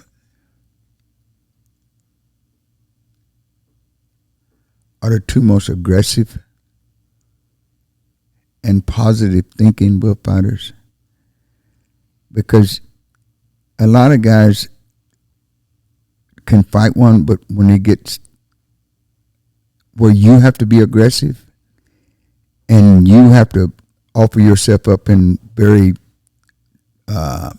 bad predicaments and know that you're going to have to take it, a lot of guys are not putting themselves in that position. Mm-hmm. Webb and Tuckness are the two. Now I'm gonna have to put two other guys in that herd, but neither one of them are fighting bulls anymore, and that's John Brogan and Frank Newsom. Mm. Frank Newsom and John Brogan came to Casper, Wyoming one time for the bullfight, and I wasn't in it. I was sitting there watching them, and when they walked out of there, I walked over to them and I said, let me tell y'all something, boys. In my heyday, I couldn't carry you boys as cleats. Yeah. And I meant that. Them two boys could fight a one-eyed lion. And they could take it to him or they could let it come. It didn't matter. They were the end of the old era and the beginning of the new era. And I really, really liked them two boys. But they were just absolutely fantastic because they would offer it up during the bull riding and then be there for the bullfight. Who was just the dirtiest, toughest? Jimmy Anderson. By far. Really? I'm going to tell you something. I seen that guy take more beatings. Jimmy Anderson couldn't run out of sight in a week, but he was the toughest son I ever walked. I don't care what nobody says or how you say it. He was the toughest because he fought Bills for Neil Gay when they had Snake Eyes and Mac the Knife and all them bad dudes that they prided themselves on having them bulls that fought like wolves. And Jimmy stood there and fought them. I didn't want to go up there. You knew you were going to get caught. Jimmy Anderson is one of the toughest sons I was ever been around in my life. And Jimmy and I got to be really good friends, and I just thought so much of him. Because not one time in his life did he ever take a meal and didn't say a prayer over it. Wouldn't have thought that of Jimmy when you first met him. But he was a God-fearing man. And that's the one thing that set him apart from everybody else in the bullfighting business to me. Smets was pretty tough, huh? Smets was, yeah, he was tough. Jimmy would take more hookings because he had to. Smets took them because he put himself in there and would watch this, okay? He was as tough as Jimmy. The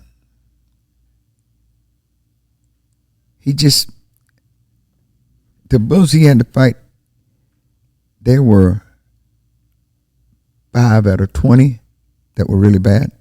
Jimmy had 15 out of 20. Knowing that he had that many and stayed as long as he did, he would offer it up every time.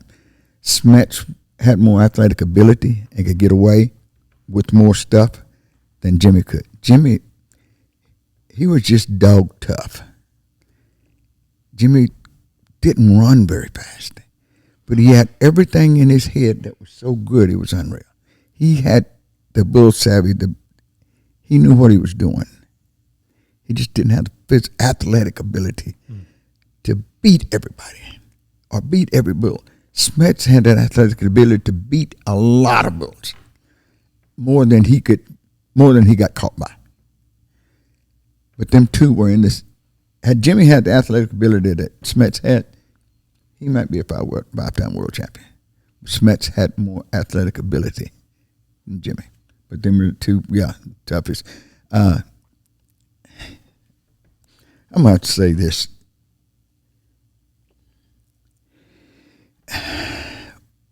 Miles Hare was so bull savvy that he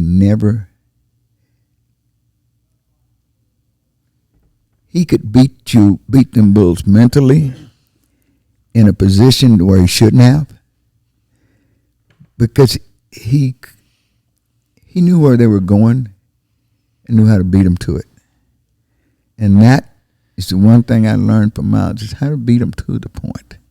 Let them start and beat them over there. But you can't beat them over there before they start. And Miles had that uncanny knack of getting to the right spot. Bumgardner. I'm going to tell you something. Bumgardner, one of the most underrated singers in the world, because he never went to one of them bullfights. He didn't like them. But every time you saw him, you never knew he was even in the arena until it was time for him to be there. Okay. He did stuff that nobody, he wasn't in the picture, but he'd be there when he needed to be. Mm-hmm. Every single time. Not one time was he late. How did he get from over there in the right spot at the right time and never know that he was coming? Yeah. That was so uniquely great to me, because he'd slip in there and get out and you go, where did he come from? And that was amazing to me. What about the bull riders? Because you got to be around a lot of them. How did they evolve over the years? I remember Del Rio, Texas. There would be 250 head of bull riders. One year underneath that little announcer stand, it was 114 degrees on the thermometer. It was miserably hot. But back then, they would buck them great bulls twice, maybe even 3 times throughout that bull riding. And you had to be dirty tough to beat them. Mike Bandy, he told me, he said, unless my head dragging on the ground, don't come to me. Okay. And he meant that. I mean, unless I seen him on 9+, and he was so messed up. I had to try to go, and he got back in the middle of him. There ain't no way. But that's the try and determination that them guys had back then.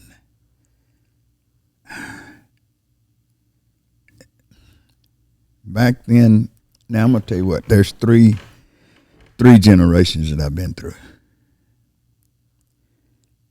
There was the Donnie Gay, Butch Kirby, and there was Tough Hitterman. Well, now, in this herd down here, there was a whole lot of great cowboys in this first one. There was a whole lot of great cowboys. And back then, there weren't that many great bulls. There was a lot of good bulls. But them great ones, if you drew one, you're supposed to win. If you buck off of them, you just didn't ride. You just didn't ride very good. Then the bulls got better. And then Tough Hitterman, Cody Lambert, and Jim Sharp, and all them guys came along, and that was the new herd. I mean, they could ride a one-eyed lion. Tough was a tough cat to get on the ground. They rode very, very good.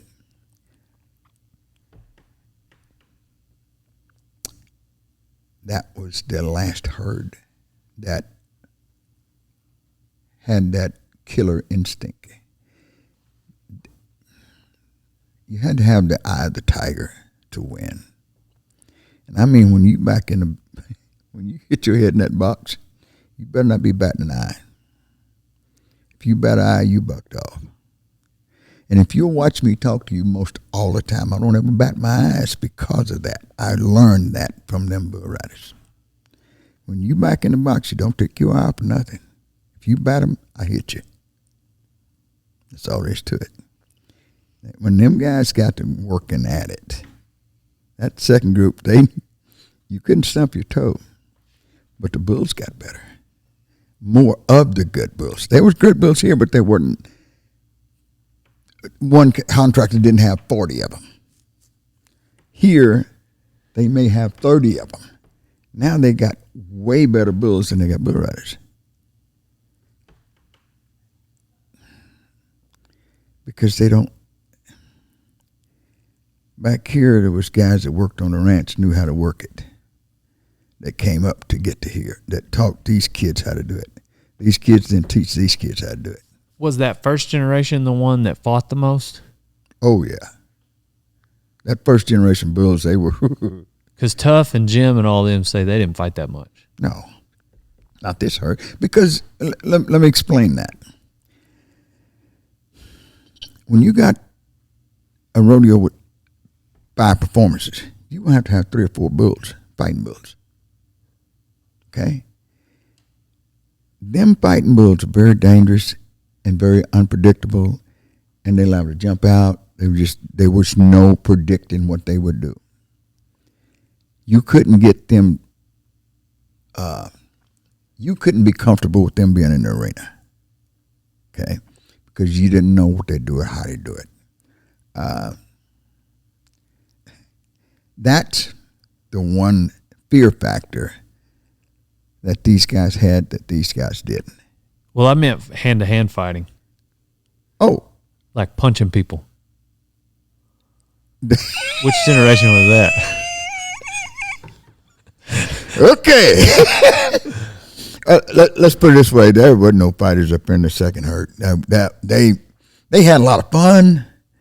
But these guys back here, You have to understand that back here in that first herd, they were guys that go to town and go to a rodeo in that town, and the town tough would have to try you.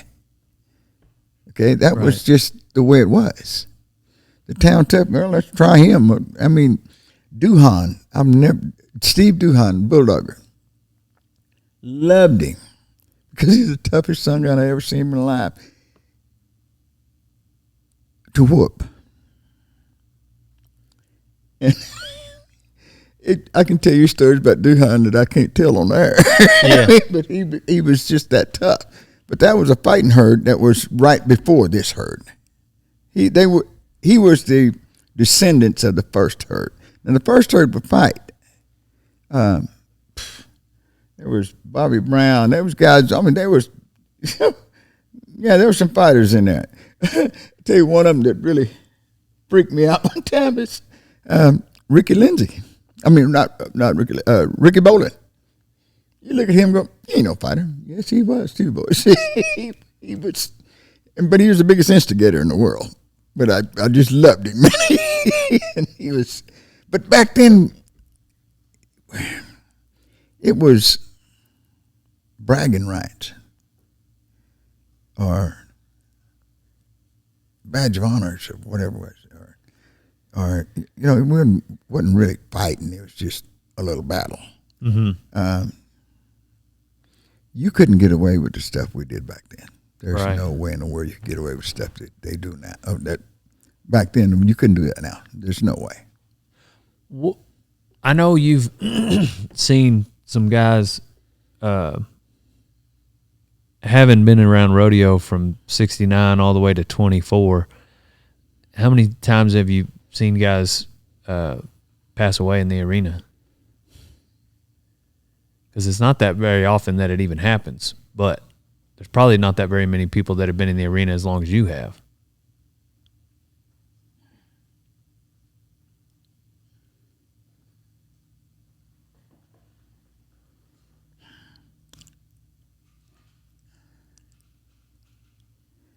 You don't know what you're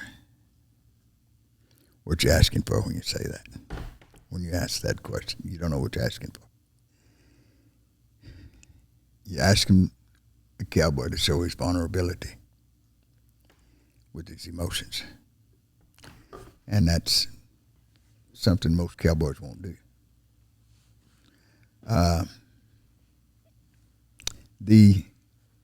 I've seen a few.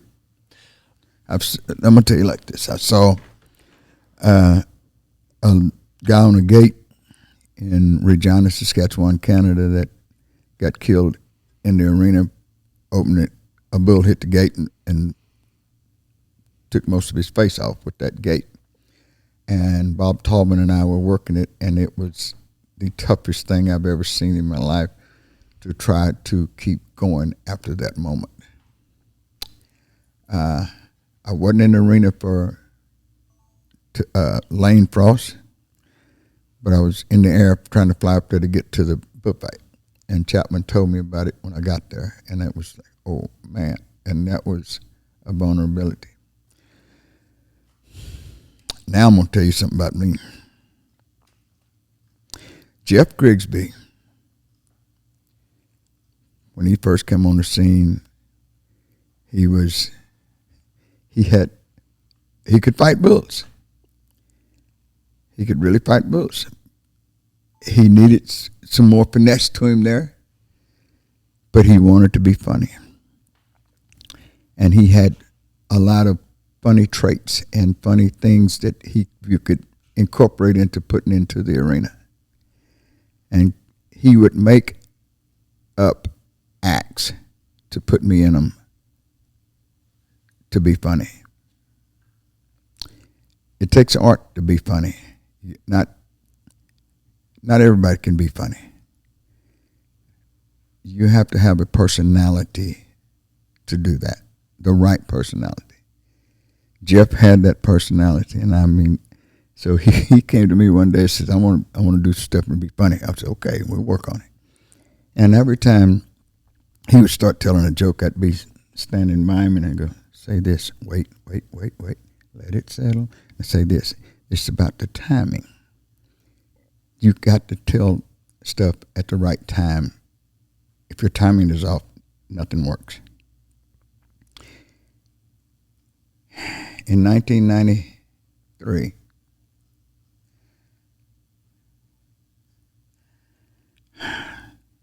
I told Mike Surrey, I said, I'm going to quit. But I'm leaving it in pretty good hands. Jeff can handle it. Jeff had another act that we had just started, just got put together. And in Greeley, Colorado was the first time we'd ever done it in the arena. We worked on a little outside of it and stuff like that and got our lines up and get them done right. But it was the first time we did it. And in Las Vegas, the week before at the Eldorado days, Jeff got rolled up pretty good by one of them bulls in the bullfight and hurt him pretty good, but he was fine. You didn't think nothing of it. But when we got to Greeley, he was still hurting a little. Not bad, but he was still hurting. And we was going to do this act over there. And he goes down the arena a little ways from me, and I'm standing up here by the other part of it. And he turns and looks at me right straight in the eye, and he says, well, I feel like I'm going to pass out. And dropped. And I just looked, I said, what's he doing? Then I broke and run to him, and I got there, and Jeff wasn't here. And the first time in my life I ever cussed in the arena. And I cussed and said, get somebody out here now. And they came and got him, and I went to the hospital with him, holding his hand, because Jeff was like my kid. I trained him. I told him, I gave him all the inside stuff to be the good guy and know how to work the acts and stuff. And I held his hand most all night long, and I had to go call his mother. And his mother told me, don't you leave him till I get there. And when she got there the next day, I still had my makeup on.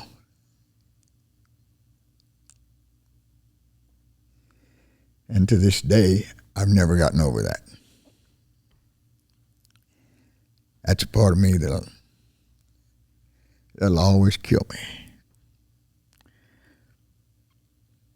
Because that day, Mike Surrey came to my trailer and sat in our trailer with me, and we cried like babies.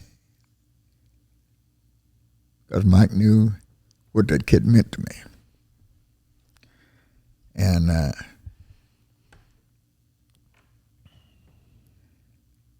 know what it is to lose someone in that arena, but I've seen it a time or two. But I wasn't close to him like I was on this one. And I'm going to tell you another little story. Greeley, Colorado did a poster of me for their rodeo. And the lady that took that picture didn't know what she had done. Because every time I walked in that arena after that, I'd walk to a certain spot in that arena and I'd wave. Everybody thought I was waving to somebody up in the stands, and I wasn't. I was waving at Jeff. And she caught me doing that and did not tell me nothing about this picture or nothing until they told me that they were going to unveil it and wanted me to come see it. And when they did, I cried like a baby, and they didn't know why until I told them that story. So Greeley, Colorado will always be a very special rodeo for me, and so will Jeff.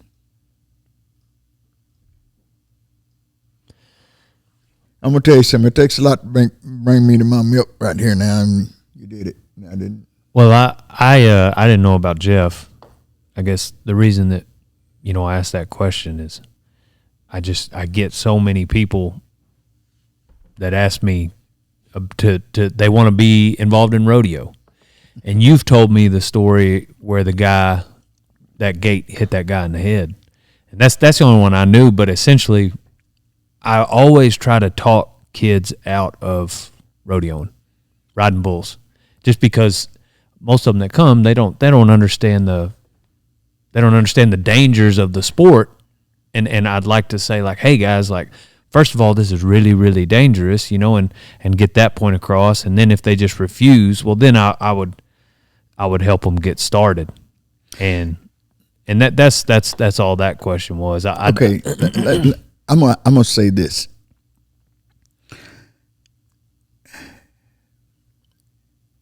Fear is a earned feeling. It's an earned feeling.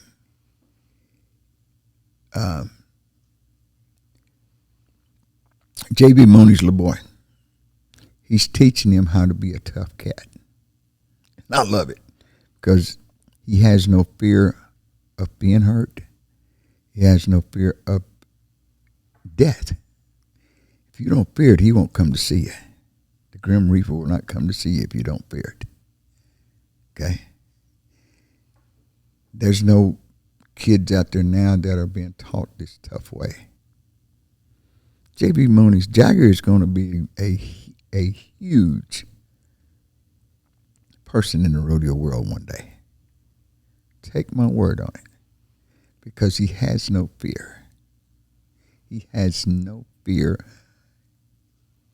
If you're scared of doing something, when at my bullfighting schools, I never let a kid see what he did wrong.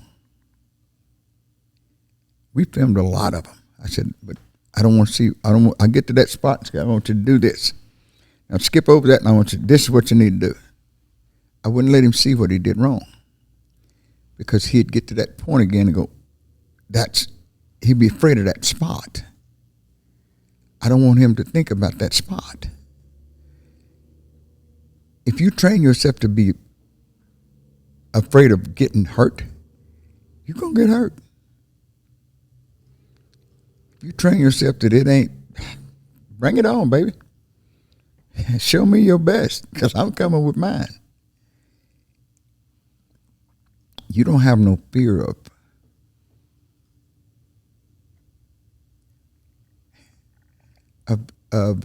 dying. Barbara Mandrell had a song that's, me and Jesus, we got our own thing going. We got it all worked out. And I believe in that song. My granddad was a Baptist minister. I know the Bible very well. I'm not no model Christian by any shape, form, or fashion of the word, but I believe in God. And I trust God. And I'm a firm believer, if God don't want you dead, you ain't going to die. But you got to know him to let you live it, do it. I've been doing this a long time. I have defied death a lot. But like I told you to begin with, God's got to be a great God because I've tried him. And I don't fear dying. Look forward to it. When my dad died in the arena, it was like, it was in Helotes. Mm-hmm. And obviously just like overwhelming sadness, just say so final. You're like, I guess I'd never lost anybody at that point. And so you just always take for granted the fact that you can talk to him tomorrow. Well, then when that happens, like there is no tomorrow. And that sounds simple, but when I lost somebody for the first time, like the reality of no more tomorrow set in. And I guess a week went by, and I began to have a lot of peace, and like a lot of rodeo guys, just inevitably at the end of every conversation, rodeo guys would just like smile, and I knew what they were about to say, like, well, he died doing what he loved. And it's given me a lot of peace. And now every time I go into arena, at the beginning of the rodeo, and just the smell of the fresh arena dirt, just like most of the time I'll cry. And when you don't, you need to quit. Yeah.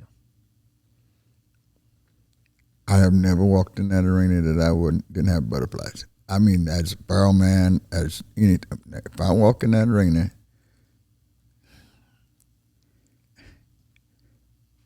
you better be tough enough to stay.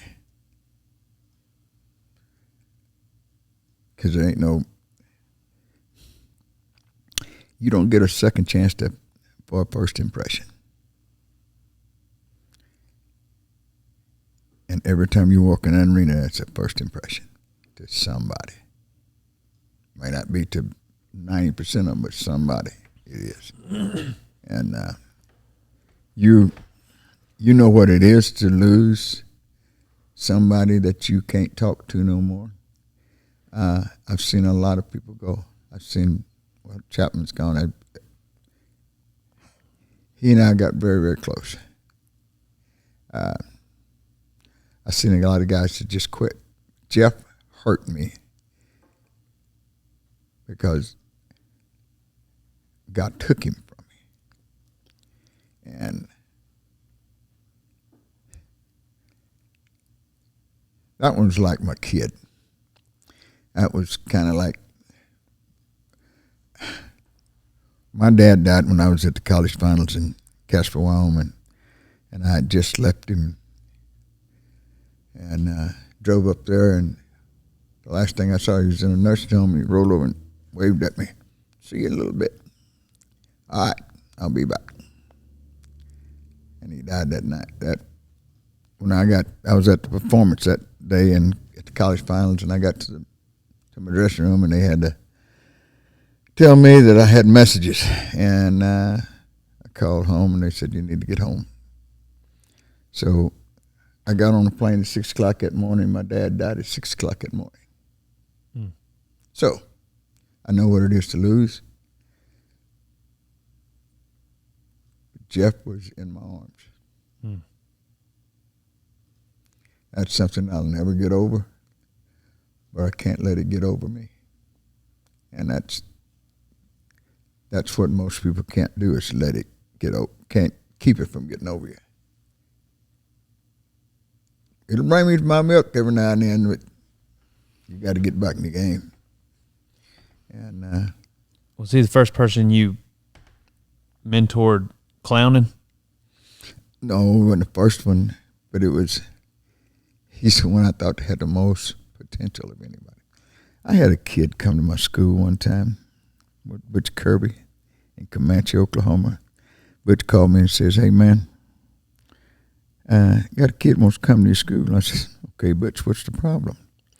He said, well, you need to talk to his mom. I said, why?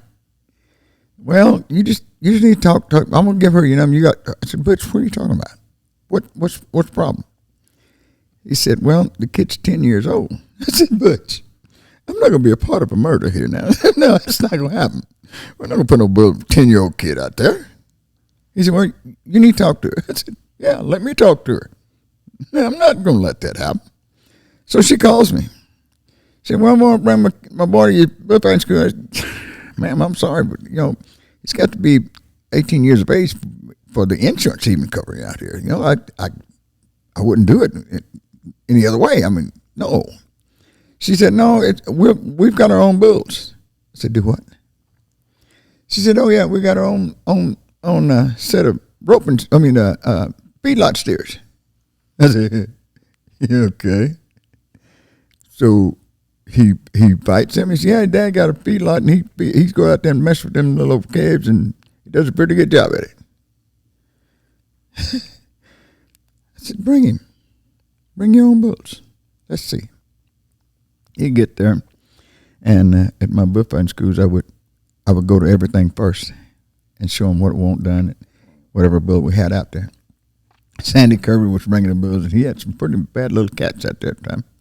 So I'd go to them, and they'd get up and go to him.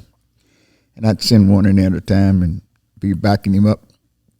It was so cool, and then it was this 10-year-old's turn. Okay. So I wouldn't never show these boys how to do step throughs or reverses or stuff like that. They can do the basics of fighting bulls, and the basics will keep you alive. If you do the basic rights, you can fight bulls. I got this little bull and I'm a little steer in there, muleys, and I said, okay, turn him out. They turned this little muley out. He didn't weigh 400 pounds. This cat was a one-eyed lion. I mean, he was all over me, and I'm going, what in the world? And I have to go to the finesse part of fighting bulls. And I finally get through that. I mean, step through, and I walk over to that lady and go, he fights him? She said, yeah. I said, I want to see this. He goes out there, and he steps through on his cat, and I mean, just works on him. I walk over to her, and I said, why'd you bring him? He don't need me. I said, he's doing it. She said, he's got every tape of every bullfighter in the world, and he studies yours like you would not believe. And I said, he's got it down really good. I said, it's unreal how good he's got it. And he was one of them kids that I took a shine to, and he went off on a bad path. And kind of lost sight of him there for a while and forever, and I haven't heard nothing from him. I thought you were about to give us one of those names of like, and that was Frank Newsom or something. No. I wish I could have, but yeah, but this kid had more talent than you can imagine. But he got to running with the wrong herd. I mean, that's derailed a lot of rodeo cowboys' paths. What's the point? I mean, do you see that, like, where it's like you can see the trajectory of somebody's career and then? No. You're telling me, you're asking me if I know what God's got planned. Yeah. No. But I'm saying, like, with the decision making from a kid, you can't really see it coming. It's just. Hawkeye Henson was not a bronc rider when he first started. They said they thought they were going to kill him. He won the world 3 times. No, you can't tell the direction that kid's going to go. It's the determination in that child to get somewhere. Well, I meant the derail part, the partying and the derailing part is a decision. Mm-hmm. It's you're not made to do something wrong. You let yourself do it. Mm. And my granddad always told me, he said, whenever you get ready to do something, you hear somebody in your head going, I better not do that. He said, that ain't you. He said, that's God's telling you don't do that. He said, your conscience is God talking to you. Whenever you hear that, better not. It's God saying, no, I'm not going to protect you on this one. And if you don't listen to him, he's going to let you do what you need to do. He's going to love you, but he's going to let you do it. How many times do you think you broke a bone? Me? I've had 143. Broken bones? How many surgeries? I've had my neck broke, my back broke, my legs broke, my feet broke, both arms. Had this wrist operated on 5 times. Had this thumb put back on. It don't raise up no more. This wrist been operated on over there. The whole right side of my face been repaired, all plastic and wire. The Justin Healer people at San Antonio looked at X-ray of my face and they said, "Your face ain't all attached." I said, "No, there's some broke places in there, but but that's what you let it be." I don't. To be honest, every time I've had a major injury like that, it was a mistake.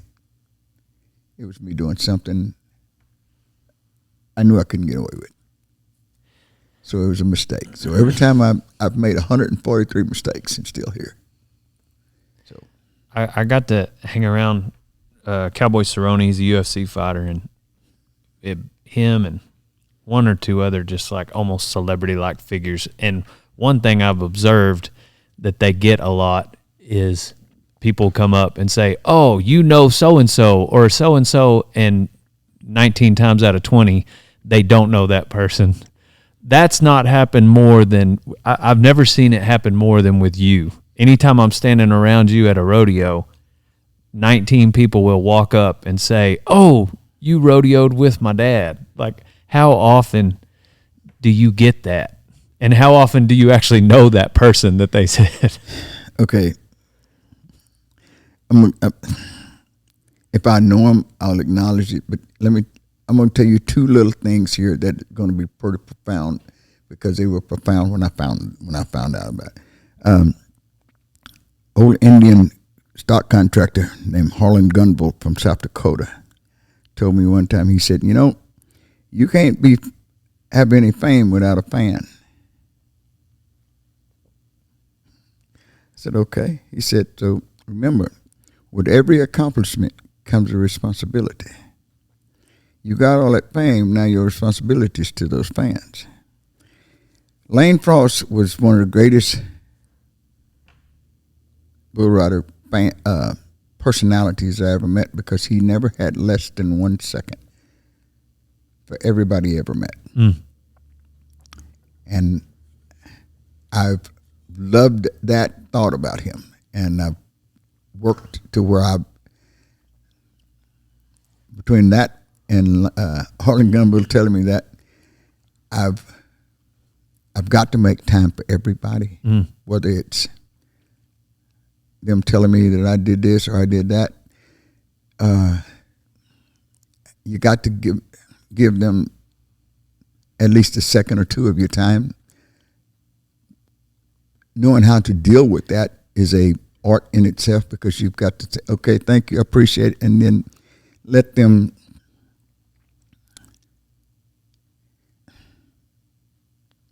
know that you appreciate them being a fan. Tom Murray was at bull riding in Phoenix, Arizona one year. He had his little nephew there with him. And I had a pig act there, and his little nephew wanted that pig really bad.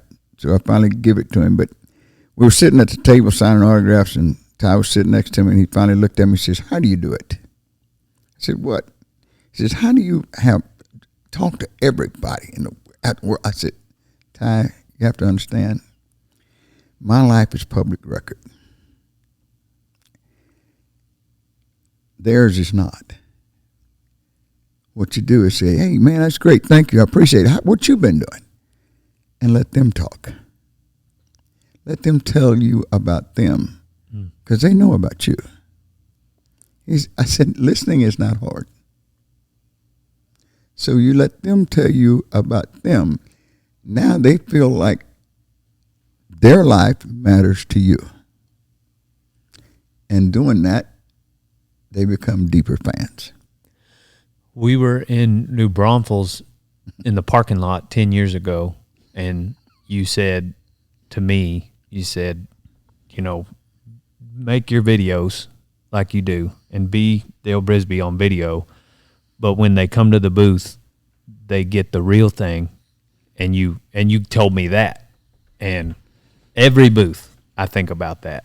And because a lot of people walk up at the booth and expect me to be the cocky, what they saw in the video, and then they get the real me in that moment. And you even leaned in. You were like, lean in like this right here, and it was just sincere. You were saying be sincere, engaging. I've had guys tell me, you're the only guy that I've ever seen that can capture an audience and engage them. It ain't about what you tell them, it's about you being a part of them. I connect with that audience. I can connect with them, and that's something that not everybody can do. Bobby Toad Cook, man, I love that guy because he told Rick Chapman and I one day, we was at Denver, we were having us a big time out there. Me and Chapman, we got every bull rider and stuff back there just tickled to death. And Toad walked by us and just, I said, what? He said, y'all playing to the wrong people. I said, do what? He said, none of them guys paid to get in here. I said, really? He said, yeah, I'm going to take care of the people that's taking care of me. I said, okay, I'm going to follow you. And I did. And he changed my perspective on working the audience instead of behind the shoots. Okay, because we're in the entertainment. He's the one that told me we're in the entertainment business. We're out for the entertainment dollar. And if you ain't got the best show in town, you're not going to get the entertainment dollar. And you won't get it the second time. So you better get it the first time so they won't come back. But always leave them wanting something. And that's what you call the sell of a rodeo. When did you switch from fighting bulls to clowning? 96. Never look back? I didn't. I'm going to be honest with you. I never started working the barrel. I got put in it. Now, I'm going to tell you why. Tom Feller had got hurt, and I had torn up a knee. No, Tom Feller was quitting at Denver, and I had tore up a knee, and I told Chuck Sylvester, I said, I can't work it. My knee's not good enough. I can't go up there. He said, yeah, you can. We're going to put you in Tom's barrel. I'm like, what? So where's Tom? He said, Tom's going to quit, but you're going to be in the barrel. We got to have you up here. I said, really? And Chuck Sylvester told me many times, he said, you were not the best bullfighter, but you were the best entertainer. So you had a brand and you had some fame rolling, and they were like, we got to have him still here, even with a bum knee. I could run for governor in the state of Colorado if they only used the people in Denver, Colorado, and around there to vote. I could won because I made a lot of fans, and I made a lot of friends, and in this business, if you ain't genuine, you ain't gonna be here long. And that's the one thing that I've tried to always be, is pretty genuine about everything to everybody. Now, acting, I can act any kind of way in the world, but I tell you like this, most people, I can take my makeup off and walk by the same person that I had dying laughing and never know who I am. And I've critiqued myself many times. Like the first year I ever did it was in Kansas City, Missouri. And the bull that had caught Skipper Voss, T8, I'll never forget him. He's a wild bramer that was like a balloon turned loose. And he was terrible. And I fought him and drilled him in the ground and got a standing ovation. First time in my life I ever got a standing ovation at the Kemper Arena in Kansas City. And it was unreal. First time I'd ever got one. And it was like the second or third year I was there. Wow, I can't believe this. And I ran in the dressing room, got cleaned up, walked back out there in the stands, and where I had got a standing ovation, there was nobody. And there was hot dog wrappers blowing in the stands. And I went, wow, it ain't far from the penthouse to the outhouse. So I left there and went outside. And the people that were walking down, hey man, how you like that clown? Oh man, they critiqued me. They told me everything they liked and what they didn't. That's where I started building it. Okay, that's what I got to do. Because I know I got to please these people to put butts in the seats. And Mike Service told me many times, I keep you around because you put butts in seats. And I loved it. You got to love something to do it for as long as I have. Because you can't get rich at it. How many more years you got left? I always tell you just like this. God gave me the ability to do what I do. And when he takes it all away, it's when I'll quit. And if I do it before then, it's an abomination to God, and I ain't doing that. I like that. We usually wrap up with life advice for the audience, or me. I'm going to tell you one of the funniest stories I've ever heard in my entire life, and it was absolutely horrible. There was a guy, Rick Young and I was working a rodeo. I'm not going to say where it was. I'll tell y'all later when we off that. But they had us go to nursing homes, and we went over there trying to cheer some of these people up. And there was a guy there that was probably 90 years old. We're sitting over there, just a terrible look on his face, boy, and just mad. And Rick Young walked over there and looked at him and says, "Man, you've been here a long time. You've got to have some infinite wisdom of all the years you've been alive. What you got for us?" This guy looked up at Rick. It's terrible. He said, "You ever get a chance to die, take it." I said, "Do what?" Dang. Okay. That's just not what I was expecting to hear from this guy. Yeah. But it just, Rick and I just, we didn't know what to say. But it was one of the weirdest deal, but funniest deal. And then he went to laughing. The guy went to laughing. But he had gotten so many people with that was his line. Yeah. That was his line. And the caretakers in that, they said, "Oh, he tells everybody that."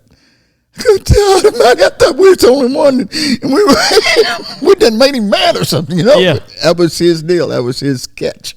That was his hook, to hook people in, to get them to laugh or do whatever. And it was a terrible thing to say, but it was funny. Yeah. And he knew what he was doing when he done it. So that was one of them.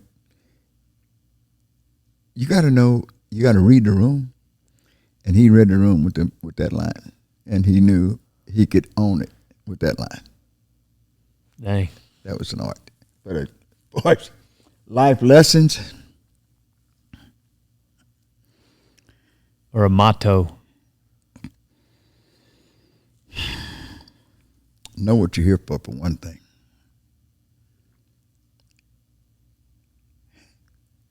And God put me on earth to do two things. That's make people happy and help people out. And I can do them both right there in that arena.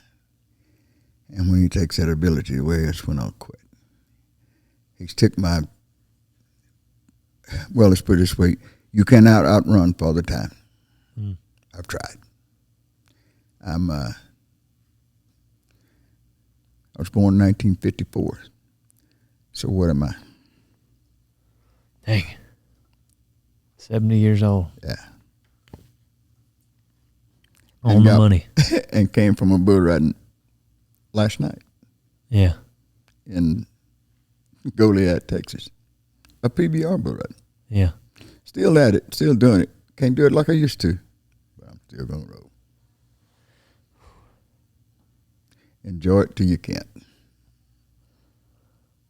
Well, thank you for coming up here. Thanks for coming on. We've been trying to make it happen for a long time. I'm glad we finally did.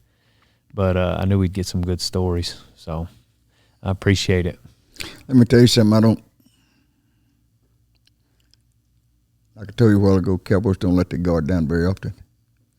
That's just something that's taboo in this world, but honesty is real. And I'm going to tell you something. The only person in this world you can't lie to is yourself. Think about that. Yeah. See y'all. On to the next one. On to the next. Oh, son.